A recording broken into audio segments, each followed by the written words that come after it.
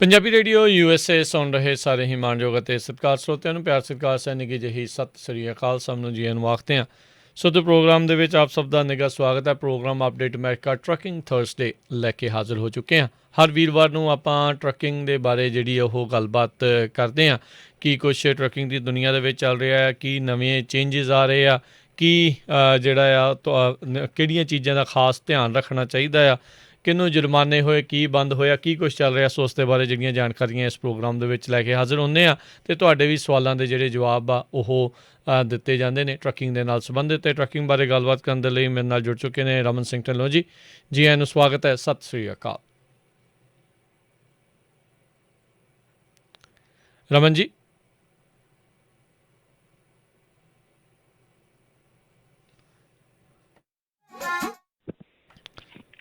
ਜੀ ਹਾਂ ਜੀ ਰਮਨ ਜੀ, ਸਤਿ ਸ਼੍ਰੀ ਅਕਾਲ ਜੀ, ਸਵਾਗਤ ਹੈ ਜੀ। ਹਾਂਜੀ, ਸਤਿ ਸ਼੍ਰੀ ਅਕਾਲ ਜੀ। ਸਾਰੇ ਸੁਣਨ ਵਾਲਿਆਂ ਨੂੰ ਪਿਆਰ ਭਰੀ ਸਤਿ ਸ਼੍ਰੀ ਅਕਾਲ ਜੀ। ਅਤੇ ਪ੍ਰੋਗਰਾਮ ਸ਼ੁਰੂ ਕਰਨ ਤੋਂ ਪਹਿਲਾਂ ਸਾਡੇ ਅੱਜ ਦੇ ਸਪੋਂਸਰਸ ਉਹਨਾਂ ਦਾ ਧੰਨਵਾਦ। ਖਾਲਸਾ ਇੰਸ਼ੋਰੈਂਸ ਏਜੰਸੀ, ਜਿਨ੍ਹਾਂ ਦੇ ਕੋਲੋਂ ਤੁਸੀਂ ਹਰ ਇੱਕ ਤਰੀਕੇ ਦੀ ਇੰਸ਼ੋਰੈਂਸ ਕਰਵਾ ਸਕਦੇ ਹੋ। ਇੰਸ਼ੋਰੈਂਸ ਬਾਰੇ ਪਤਾ ਕਰਨ ਲਈ ਕਾਲ ਕਰੋ 408-272-2500। ਮਨਜੀਤ ਸਿੰਘ, ਨਰਿੰਦਰ ਕੌਰ ਕੁਲਾਰ, ਨਛੱਤਰ ਸਿੰਘ ਸਿੰਘਾ, Avtar Singh, Manjil Clovis, Amarjit Singh Stockton, Amarjit Singh Bains, Satnam Singh, Amarjit Singh Dosanjh Yuba City, Harvinder Singh Stockton, Paramjit Singh Deol Fresno, Lakhvir Singh Samra Texas, Kamaljit Singh Makhan Daulatpuria Stockton, Gurpal Singh Sandhu Citrus Height, Major Singh Sidhu Bakersfield, Harjit Singh Lathrop Antelope truck stop Burns Wyoming, Xander mortgage ਅਤੇ ਰੀਅਲ estate ਵਾਲੇ ਘਰ ਖਰੀਦਣ ਵੇਚਣ ਦੀਆਂ ਸੇਵਾਵਾਂ ਦੇ ਨਾਲ ਨਾਲ home loans, commercial loans, agriculture loans ਦੇ ਲਈ ਕਾਲ ਮੋਹਨ ਚੀਮਾ 559-905-2575। ਟਿਰਕੀਆਣਾ ਇਮੀਗ੍ਰੇਸ਼ਨ ਲਾ ਫਰਮ, ਇਮੀਗ੍ਰੇਸ਼ਨ ਦਾ ਹੋਵੇ ਕਿਸੇ ਵੀ ਤਰੀਕੇ ਦਾ ਕੰਮ, ਇਮੀਗ੍ਰੇਸ਼ਨ ਦੇ ਅਟਰਨੀ ਜੇ ਟਿਰਕੀਆਣਾ 415-909-0503। ਵੁੱਡਲੈਂਡ ਦੇ ਵਿੱਚ I-5 ਦੇ ਐਗਜ਼ਿਟ 538 ਦੇ ਉੱਤੇ ਵੀਡੀਓ ਸਰਵੇਲੈਂਸ ਸਿਕਿਉਰਿਟੀ ਵਾਲੀ ਟਰੱਕ ਪਾਰਕਿੰਗ ਅਵੇਲੇਬਲ ਆ। 597 ਨਾਰਥ ਈਸਟ ਸਟਰੀਟ ਵੁੱਡਲੈਂਡ, ਕਾਲ 916-396-9085। ਕੋਲੀਆ ਟਰੱਕ ਡਰਾਈਵਿੰਗ ਸਕੂਲ ਫਰੈਸਨੋ, ਹਾਈਵੇ 99-180 ਦੇ ਕਾਰਨਰ ਦੇ ਉੱਤੇ। ਪੰਜਾਬ ਵਰਗੇ ਮਾਹੌਲ ਦੇ ਵਿੱਚ 53 ਫੁੱਟੇ ਟ੍ਰੇਲਰ ਦੇ ਉੱਤੇ ਟਰੱਕ ਚਲਾਉਣ ਦੀ ਸਿਖਲਾਈ ਦਿੰਦੇ ਹਨ। ਡਰਾਈਵ ਐਂਡ ਟ੍ਰੇਲਰਸ ਇਹਨਾਂ ਦੇ ਕੋਲ ਰੈਂਟ ਦੇ ਲਈ ਉਪਲਬਧ ਹਨ ਅਤੇ ਇਹਨਾਂ ਦੀ ਸ਼ਾਪ ਲਈ ਮਕੈਨਿਕ ਦੀ ਭਾਲ ਹੈ। 2306 ਵੈਸਟ ਡੈਨ ਰੌਨਕੀਲੋ ਡਰਾਈਵ ਫਰੈਸਨੋ, 559-266-3737, 5592663737। ਅਤੇ ਜੇ ਤੁਸੀਂ ਪੂਰੇ ਅਮਰੀਕਾ ਭਰ ਦੇ ਵਿੱਚ ਵਧੀਆ ਫਿਊਲ ਕਾਰਡ ਦੀ ਭਾਲ ਦੇ ਵਿੱਚ ਉਹ ਵਧੀਆ ਡਿਸਕਾਊਂਟ ਵਾਲੇ, ਕਾਲ ਕਰੋ ਟਰੱਕਿੰਗ ਮਲਟੀ ਸਰਵਿਸਿਜ਼ 408-272-2600 ਦੇ ਉੱਤੇ। ਇਹਨਾਂ ਸਾਰਿਆਂ ਦਾ ਧੰਨਵਾਦ। ਜੇਕਰ ਤੁਸੀਂ ਜਾਂ ਕੋਈ ਹੋਰ ਕਾਰੋਬਾਰ ਇਸ ਪ੍ਰੋਗਰਾਮ ਨੂੰ ਸਪਾਂਸਰ ਕਰਨਾ ਚਾਹੁੰਦੇ ਹੋ, ਸੰਪਰਕ ਕਰ ਸਕਦੇ ਹੋ 408-722-7698, 408-722-7698 ਦੇ ਉੱਤੇ। ਸੋ ਰਮਨ ਜੀ, ਵੱਖ-ਵੱਖ ਜਿਹੜੇ ਟਰੱਕਿੰਗ ਦੇ ਮੁੱਦਿਆਂ ਦੇ ਉੱਤੇ ਜਿਹੜੀ ਆ ਉਹ ਆਪਾਂ ਗੱਲਬਾਤ ਜਿਹੜੀ ਉਹ ਕਰਾਂਗੇ। ਕੀ ਕੁਛ ਜਿਹੜਾ ਉਹ ਚੱਲ ਰਿਹਾ ਆ।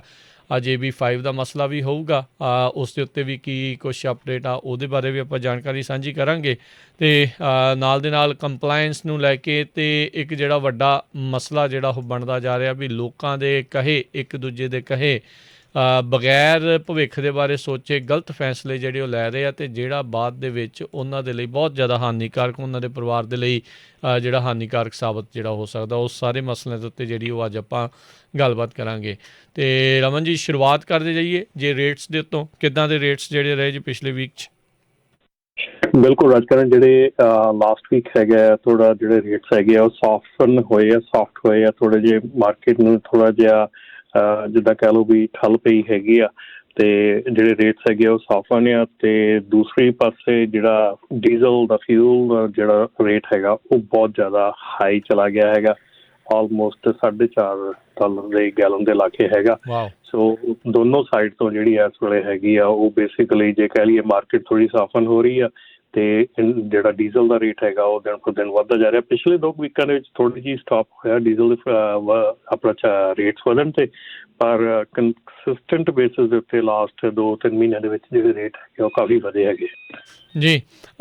ਜ਼ਿਆਦਾਤਰ ਜਦੋਂ ਗੈਸ ਡੀਜ਼ਲ ਦੇ ਪ੍ਰਾਈਸ ਵੱਧਦੇ ਆ, ਕੀ ਇਸ ਵਾਰ ਡਿਮਾਂਡ ਸਪਲਾਈ ਦਾ ਰੌਲਾ ਆ ਜਾਂ ਕੋਈ ਹੋਰ ਕਾਰਨ ਹੈ ਇਸ ਦੇ ਵਿੱਚ? ਨਹੀਂ, ਡਿਮਾਂਡ ਸਪਲਾਈ ਦਾ ਹੀ ਆ ਰਾਜਕਰਨ, ਕਿਉਂਕਿ ਕਾਫੀ ਜਿਹੜਾ ਸੀਗਾ ਆਪਣਾ ਪਹਿਲਾਂ ਕਹਿ ਲਓ ਪਿਛਲੇ ਸਾਲ ਜਿੱਦਾਂ ਕਿ ਬਹੁਤ ਜਿਹੜੀ ਡਿਮਾਂਡ ਸੀਗੀ ਘੱਟ ਗਈ ਸੀਗੀ, ਅਤੇ ਕਾਫੀ ਪ੍ਰੋਡਕਸ਼ਨ ਘਟੀ ਸੀਗੀ, ਅਤੇ ਹੌਲੀ ਹੌਲੀ ਪ੍ਰੋਡਕਸ਼ਨ ਜਦੋਂ ਇੱਕ ਵਾਰੀ ਘਟਾ ਲਈ ਜਾਂਦੀ ਹੈ ਫਿਰ ਵਧਾਉਣ ਦੇ ਵਿੱਚ ਟਾਈਮ ਲੱਗਦਾ ਹੈਗਾ, ਥੋੜ੍ਹਾ ਟਾਈਮ ਹੁੰਦਾ। ਸੋ ਕਾਫੀ ਜਿਹੜੇ ਇਹਦੇ ਵਿੱਚ ਹੈਗੇ ਆ ਬੇਸਿਕਲੀ ਤਾਂ ਸਪਲਾਈ ਐਂਡ ਡਿਮਾਂਡ ਦਾ ਹੈਗਾ। ਸੋ ਸਪਲਾਈ ਐਂਡ ਡਿਮਾਂਡ ਕਰਕੇ ਜਿਹੜਾ ਇਹ ਇੱਕਦਮ ਜਿਹੜਾ, ਕਿਉਂਕਿ ਹੁਣ ਇਕੋਨਮੀ ਹਰ ਕੰਟਰੀ ਦੀ ਹਰ ਪਾਸੇ ਥੋੜ੍ਹੀ ਖੁੱਲ ਰਹੀ ਆ, ਉਸ ਕਰਕੇ ਉਹ ਤੇਜ਼ ਹੋ ਰਹੀ ਆ। ਸੋ ਡਿਮਾਂਡ ਵੱਧ ਰਹੀ ਆ, ਸੋ ਜਿਹੜੀ ਸਪਲਾਈ ਸੀ ਉਹ ਬਹੁਤ ਘਟੀ ਸੀਗੀ। ਸੋ ਇਸ ਕਰਕੇ ਜਿਹੜਾ ਇਹ ਸਿਚੁਏਸ਼ਨ ਦੇਖਣ ਨੂੰ ਮਿਲ ਰਹੀ ਆ। ਆਸ ਕਰਦੇ ਹਾਂ ਕਿ ਇਹ ਟੈਂਪਰੇਰੀ ਹੋਊਗੀ, ਬਟ ਜੇ ਤੁਸੀਂ ਸਾਰੀਆਂ ਚੀਜ਼ਾਂ ਨੂੰ ਦੇਖ ਕੇ ਚੱਲ ਰਹੇ ਆ ਇਸ ਵੇਲੇ, ਮਤਲਬ ਰਾਜਕਰਨ ਹੈਰਾਨੀ ਇਸ ਗੱਲ ਦੀ ਆ ਕਿ ਜਿਹੜੀ ਇੱਕ ਮਤਲਬ ਕਿ ਸਪਲਾਈ ਐਂਡ ਡਿਮਾਂਡ ਤਾਂ ਸੁਣੀ ਆ, ਹੈ ਨਾ, ਤੇ ਹੁਣ ਤਾਂ ਮੈਨੂੰ ਇੱਦਾਂ ਲੱਗਦਾ ਕਿ ਜਿੱਦਾਂ ਜਿਹੜੇ ਟਰੱਕ ਵੇਚ ਰਹੇ ਆ, ਟ੍ਰੇਲਰ ਵੇਚ ਰਹੇ ਆ, ਉਹ ਐਂ ਲੱਗਦਾ ਵੀ ਪ੍ਰਾਈਸ ਗਾਊਜਿੰਗ ਵਾਲਾ ਕੰਮ ਸ਼ੁਰੂ ਹੋ ਚੁੱਕਾ ਆ ਯਾਰ। ਮਤਲਬ ਕਿ ਕਮਾਲ ਹੈ ਨਾ, ਪਿਛਲੇ 10 ਸਾਲਾਂ ਦੇ ਵਿੱਚ ਜਿਹੜਾ ਰੀਫਰ ਟ੍ਰੇਲਰ ਸੀਗਾ ਉਹ ਕੋਈ 20,000 ਦੀ ਪ੍ਰਾਈਸ ਜਿਹੜੀ ਆ 60 ਮਤਲਬ ਕਿ 60 ਤੋਂ 80 ਦੇ ਲਾਗੇ ਆਈ ਆ ਰੀਫਰ ਟ੍ਰੇਲਰ ਦੀ ਪ੍ਰਾਈਸ, ਹੈ ਨਾ। ਤੇ ਹੁਣ ਰੀਫਰ ਟ੍ਰੇਲਰ ਦੀ ਪ੍ਰਾਈਸ ਜਿਹੜੀ ਆ ਉਹ 20,000 ਇੱਕ ਸਾਲ 'ਚ ਵੱਧ ਗਈ ਆ। ਵਾਓ, ਠੀਕ ਹੈ ਨਾ। ਸੋ ਮਤਲਬ ਤੁਸੀਂ ਇੱਥੋਂ ਅੰਦਾਜ਼ਾ ਲਾ ਸਕਦੇ ਆ ਕਿ ਇੱਕ ਡਰਾਈ ਵੈਨ ਜਿਹੜੀ ਕਿ ਇੱਕ 30-32 ਹਜ਼ਾਰ ਦੀ ਇਸ ਵੇਲੇ ਪਿਛਲੇ 2 ਸਾਲ ਪਹਿਲਾਂ ਜਾਂ ਸਾਲ ਪਹਿਲਾਂ ਰਹੋ, 2 ਸਾਲ ਵੀ ਛੱਡੋ, ਸਾਲ ਪਹਿਲਾਂ ਜਿਹੜੀ 30-32 ਹਜ਼ਾਰ ਦੀ ਡਰਾਈ ਵੈਨ ਵਿਕ ਰਹੀ ਸੀ, ਅੱਜ ਉਹ 60,000 ਦੀ ਹੋ ਚੁੱਕੀ ਆ। ਮਤਲਬ ਇਹ ਮੈਨੂੰ ਨਹੀਂ ਸਮਝ ਆਉਂਦੀ ਵੀ ਕਿਹੜੇ ਪਾਸਿਓਂ ਇੰਨੀਆਂ ਪ੍ਰਾਈਸਿਸ ਵੱਧ ਰਹੀਆਂ ਹੈਗੀਆਂ।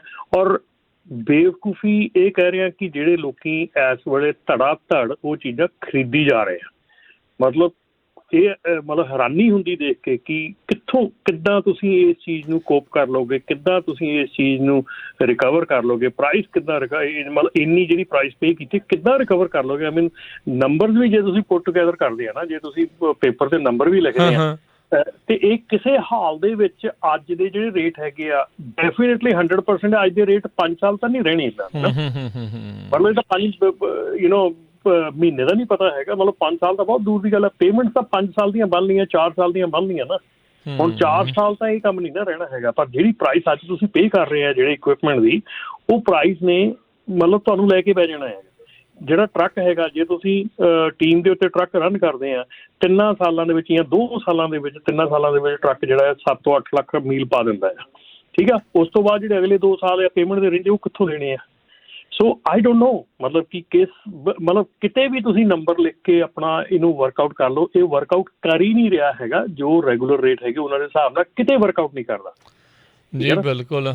ਸੋ ਇਹ ਭਾਈ ਬਹੁਤ ਜ਼ਿਆਦਾ ਧਿਆਨ ਦੇ ਨਾਲ ਸੋਚਣ ਵਾਲੀ ਗੱਲ ਆ। ਤੁਹਾਨੂੰ ਕੋਈ ਟਰੱਕ ਖਰੀਦਣ ਤੋਂ ਨਹੀਂ ਰੋਕ ਰਿਹਾ, ਵੀ ਤੁਹਾਨੂੰ ਇਸ ਬਿਜ਼ਨਸ 'ਚੋਂ ਆਉਣ ਤੋਂ ਕੋਈ ਨਹੀਂ ਰੋਕ ਰਿਹਾ। ਤੁਸੀਂ ਆਓ, ਜੀ ਸਦਕੇ ਆਓ, ਪਰ ਆਪਣੇ ਭਵਿੱਖ ਨੂੰ ਸੁਰੱਖਿਅਤ ਰੱਖ ਕੇ ਜਿਹੜਾ ਉਹ ਚੱਲੋ। ਗਲਤ ਫੈਸਲਾ ਜਿਹੜਾ ਹਫੜਾ ਦਫੜੀ ਦੇ ਵਿੱਚ ਨਾ ਲੈ ਲਿਓ, ਜਿਹੜੇ ਬਾਅਦ 'ਚ ਲੈਣੇ ਦੇ ਦੇਣੇ ਜਿਹੜੇ ਉਹ ਪੈ ਜਾਣ।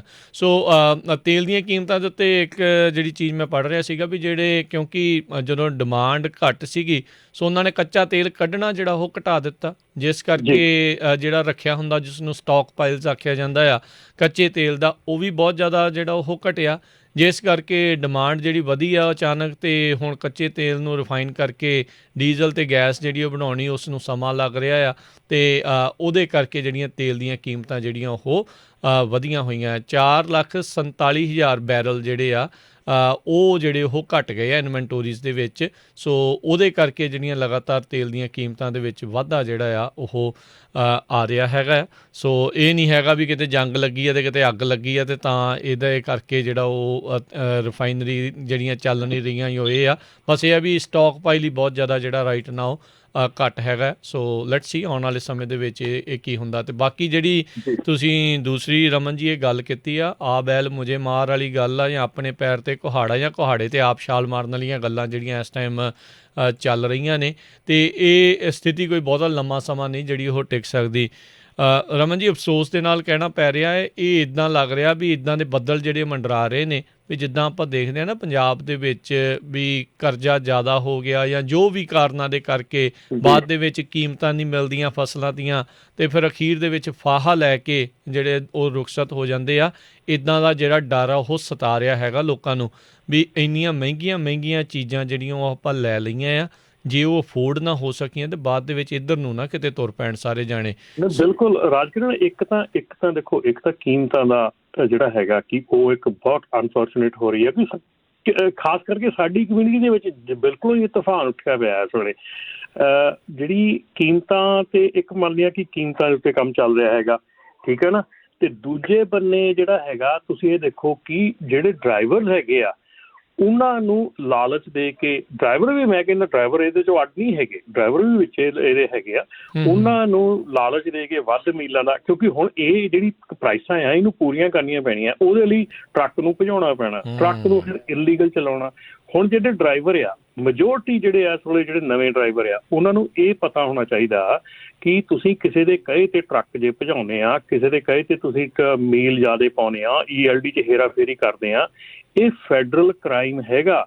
ਤੁਹਾਡੇ ਪੇਪਰ ਲੱਗੇ ਹੋਏ ਆ, ਤੁਹਾਡੇ ਇਸ ਵੇਲੇ ਤੁਹਾਡਾ ਵਰਕ ਪਰਮਿਟ ਹੈਗਾ ਔਰ ਤੁਹਾਡੇ ਪੇਪਰ ਲੱਗੇ ਆ। ਜੇ ਤੁਹਾਨੂੰ ਕਿਤੇ ਵੀ ELD ਦੀ ਟਿਕਟ ਜਿਹੜੀ ਆ ਉਹ ਉਸ ਤਰ੍ਹਾਂ ਦੀ ਮਿਲ ਜਾਂਦੀ ਫਰਾਡ ਵਾਲੀ, ਤੇ ਉਹ ਫੈਲਨੀ ਚਾਰਜਿਸ ਆ, ਉਹ ਫੈਡਰਲ ਦੇ ਚਾਰਜਿਸ ਆ। ਤੁਸੀਂ ਕਿਸੇ ਮਰਜ਼ੀ ਸਟੇਟ 'ਚ ਮੂਵ ਹੋ ਜਾਓ, ਮੁੜ ਕੇ ਉਹ ਚਾਰਜਿਸ ਡਿੱਗਣੇ ਨਹੀਂ, ਉਹ ਚਾਰਜਿਸ ਡਰੋਪ ਨਹੀਂ ਹੋਣੇ।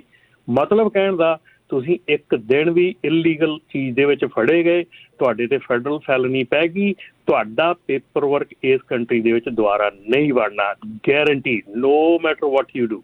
ਠੀਕ ਹੈ ਨਾ, ਤੁਸੀਂ ਇਸ ਕੰਟਰੀ ਦੇ ਵਿੱਚ ਦੁਬਾਰਾ ਆਪਣਾ ਵਰਕ ਪਰਮਿਟ ਤੋਂ ਗ੍ਰੀਨ ਕਾਰਡ ਤੇ ਨਹੀਂ ਜਾ ਸਕਦੇ। Doesn't matter what you do, ਜਿੰਨਾ ਮਰਜ਼ੀ ਵਕੀਲ ਕਰ ਲਓ, ਜੋ ਮਰਜ਼ੀ ਕਰ ਲਓ। ਠੀਕ ਹੈ ਨਾ, ਸੋ ਇਹ ਚੀਜ਼ਾਂ ਜਿਹੜੀਆਂ ਆ, ਇਹ ਚੀਜ਼ਾਂ ਚੇਨ ਰਿਐਕਸ਼ਨ ਆ ਆਪਣਾ ਰਾਜਕਰਨ।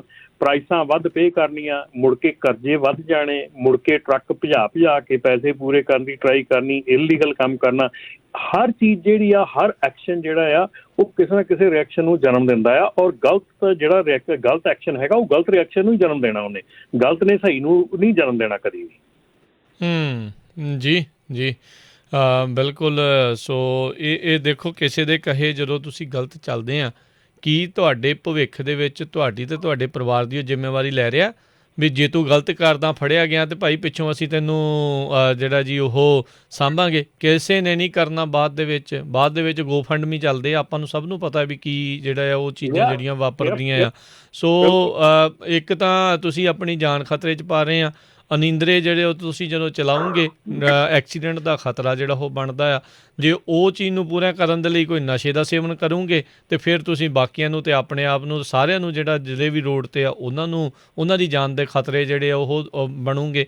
ਸੋ ਇੱਦਾਂ ਦਾ ਕੰਮ ਜਿਹੜਾ ਉਹ ਨਾ ਕਰੋ। ਇਹ ਬਹੁਤ ਵੱਡੀ ਜਿਹੜੀ ਸਮੱਸਿਆ ਤੁਹਾਡੇ ਲਈ ਜਿਹੜੀ ਉਹ ਆਉਣ ਪੈਣੀ ਆ। ਹਾਂ, ਨੋ ਡਾਊਟ ਇਸ ਟਾਈਮ ਸਾਰਿਆਂ ਨੂੰ ਵੱਡੇ ਚੈੱਕ, ਮੋਟੇ ਜਿਹੜੇ ਨੋਟ ਆ ਉਹ ਦੀਦੇ ਆ ਵੀ ਕਿਤੇ ਆਪਾਂ ਰਾਤੋਂ ਰਾਤ ਹੀ ਜਿਹੜੇ ਉਹ ਮਾਲਾ ਮਾਲ, ਮਿਲੀਅਨੇਰ, ਬਿਲੀਅਨੇਰ ਕਿਤੇ ਜਿਹੜੇ ਉਹ ਬਣ ਜਾਣੇ ਆ। ਨਹੀਂ, ਇੱਦਾਂ ਨਹੀਂ ਹੁੰਦਾ, ਸਮਾਂ ਲੱਗਦਾ ਆ ਹਰ ਇੱਕ ਚੀਜ਼ ਨੂੰ, ਅਤੇ ਉਸ ਸਬਰ ਦੇ ਨਾਲ ਜਿਹੜਾ ਉਹ ਚੱਲਣ ਦੀ ਆਪਾਂ ਨੂੰ ਜ਼ਰੂਰਤ ਹੈ। ਸਰੋਤੇ, ਤੁਸੀਂ ਵੀ ਜ਼ਰੂਰ ਆਪਣੇ ਵਿਚਾਰ ਜਿਹੜੇ ਉਹ ਸਾਂਝੇ ਕਰ ਸਕਦੇ ਆ। 408-272-5200 4082725200 ਇਸ ਨੰਬਰ ਦੇ ਉੱਤੇ ਕਾਲ ਕਰੋ ਅਤੇ ਕਾਲ ਕਰਕੇ ਆਪਣੇ ਵਿਚਾਰ ਜਿਹੜੇ ਉਹ ਤੁਸੀਂ ਸਾਂਝੇ ਕਰੋ ਵੀ ਕੀ ਇਸ ਤਰੀਕੇ ਦੇ ਨਾਲ ਧੂਓ ਧੂਈ ਜਿਹੜਾ ਆ ਖਿੱਚੀ ਹੋਈ ਜਾਣਾ ਅਤੇ ਕੀ ਉਸ ਦਾ ਕੋਈ ਫਾਇਦਾ ਹੈਗਾ ਆ? ਰਾਈਟ ਨਾਓ ਸ਼ਾਰਟ ਟਰਮ ਫਾਇਦਾ ਜਿਹੜਾ ਬਿਜ਼ਨਸ ਕਰ ਰਿਹਾ ਆ ਉਹਨੂੰ ਤਾਂ ਜਿਹੜਾ ਉਹ ਹੋ ਸਕਦਾ ਆ, ਜਿਹੜਾ ਚਲਾ ਰਿਹਾ ਆ ਕਿ ਉਸ ਨੂੰ ਕਿੰਨਾ ਕੁ ਜਿਹੜਾ ਉਹ ਫਾਇਦਾ ਹੈ, ਕੀ ਉਹ $1000-2000 ਦੇ ਲਈ ਆਪਣਾ ਭਵਿੱਖ, ਆਪਣਾ CDL ਆ ਉਹ ਦਾਅ 'ਤੇ ਲਾ ਰਿਹਾ ਹੈ, ਆਪਣੀ ਇਮੀਗ੍ਰੇਸ਼ਨ ਸਟੇਟਸ ਨੂੰ ਜਿਹੜਾ ਉਹ ਦਾਅ 'ਤੇ ਲਾਉਣਾ, ਕੀ ਉਹ ਅਕਲਮੰਦੀ ਹੈਗੀ ਆ? ਇਹ ਜ਼ਰੂਰ ਜਿਹੜਾ ਆਪਣੇ ਵਿਚਾਰ ਜਿਹੜੇ ਤੁਸੀਂ ਸਾਂਝੇ ਕਰ ਸਕਦੇ ਹੋ 408-272-5200 'ਤੇ। ਜੀ ਰਮਨ ਜੀ। ਬਿਲਕੁਲ ਰਾਜਕਰਨ, ਇਹ ਜਿਹੜੀ ਚੀਜ਼ ਹੈਗੀ ਆ, ਇਹ ਸਿਚੁਏਸ਼ਨ ਦਿਨ ਪਰ ਦਿਨ ਜਿਹੜੀ ਵਿਗੜਦੀ ਜਾ ਰਹੀ ਆ, ਔਰ ਇਹਦੇ ਨਾਲ ਦੇ ਨਾਲ ਹੀ ਜਿਹੜਾ ਆਪਾਂ ਲਾਸਟ 1-2 ਪ੍ਰੋਗਰਾਮਾਂ 'ਚ ਗੱਲ ਵੀ ਕੀਤੀ ਸੀਗੀ, ਜਿਹੜਾ ਫਰਾਡ ਇਸ ਵੇਲੇ ਲੋਡਾਂ ਦੇ ਵਿੱਚ ਚੱਲ ਰਿਹਾ ਹੈਗਾ, ਉਹ ਹੋਰ ਬਹੁਤ ਜ਼ਿਆਦਾ ਵੱਧ ਗਿਆ ਹੈਗਾ।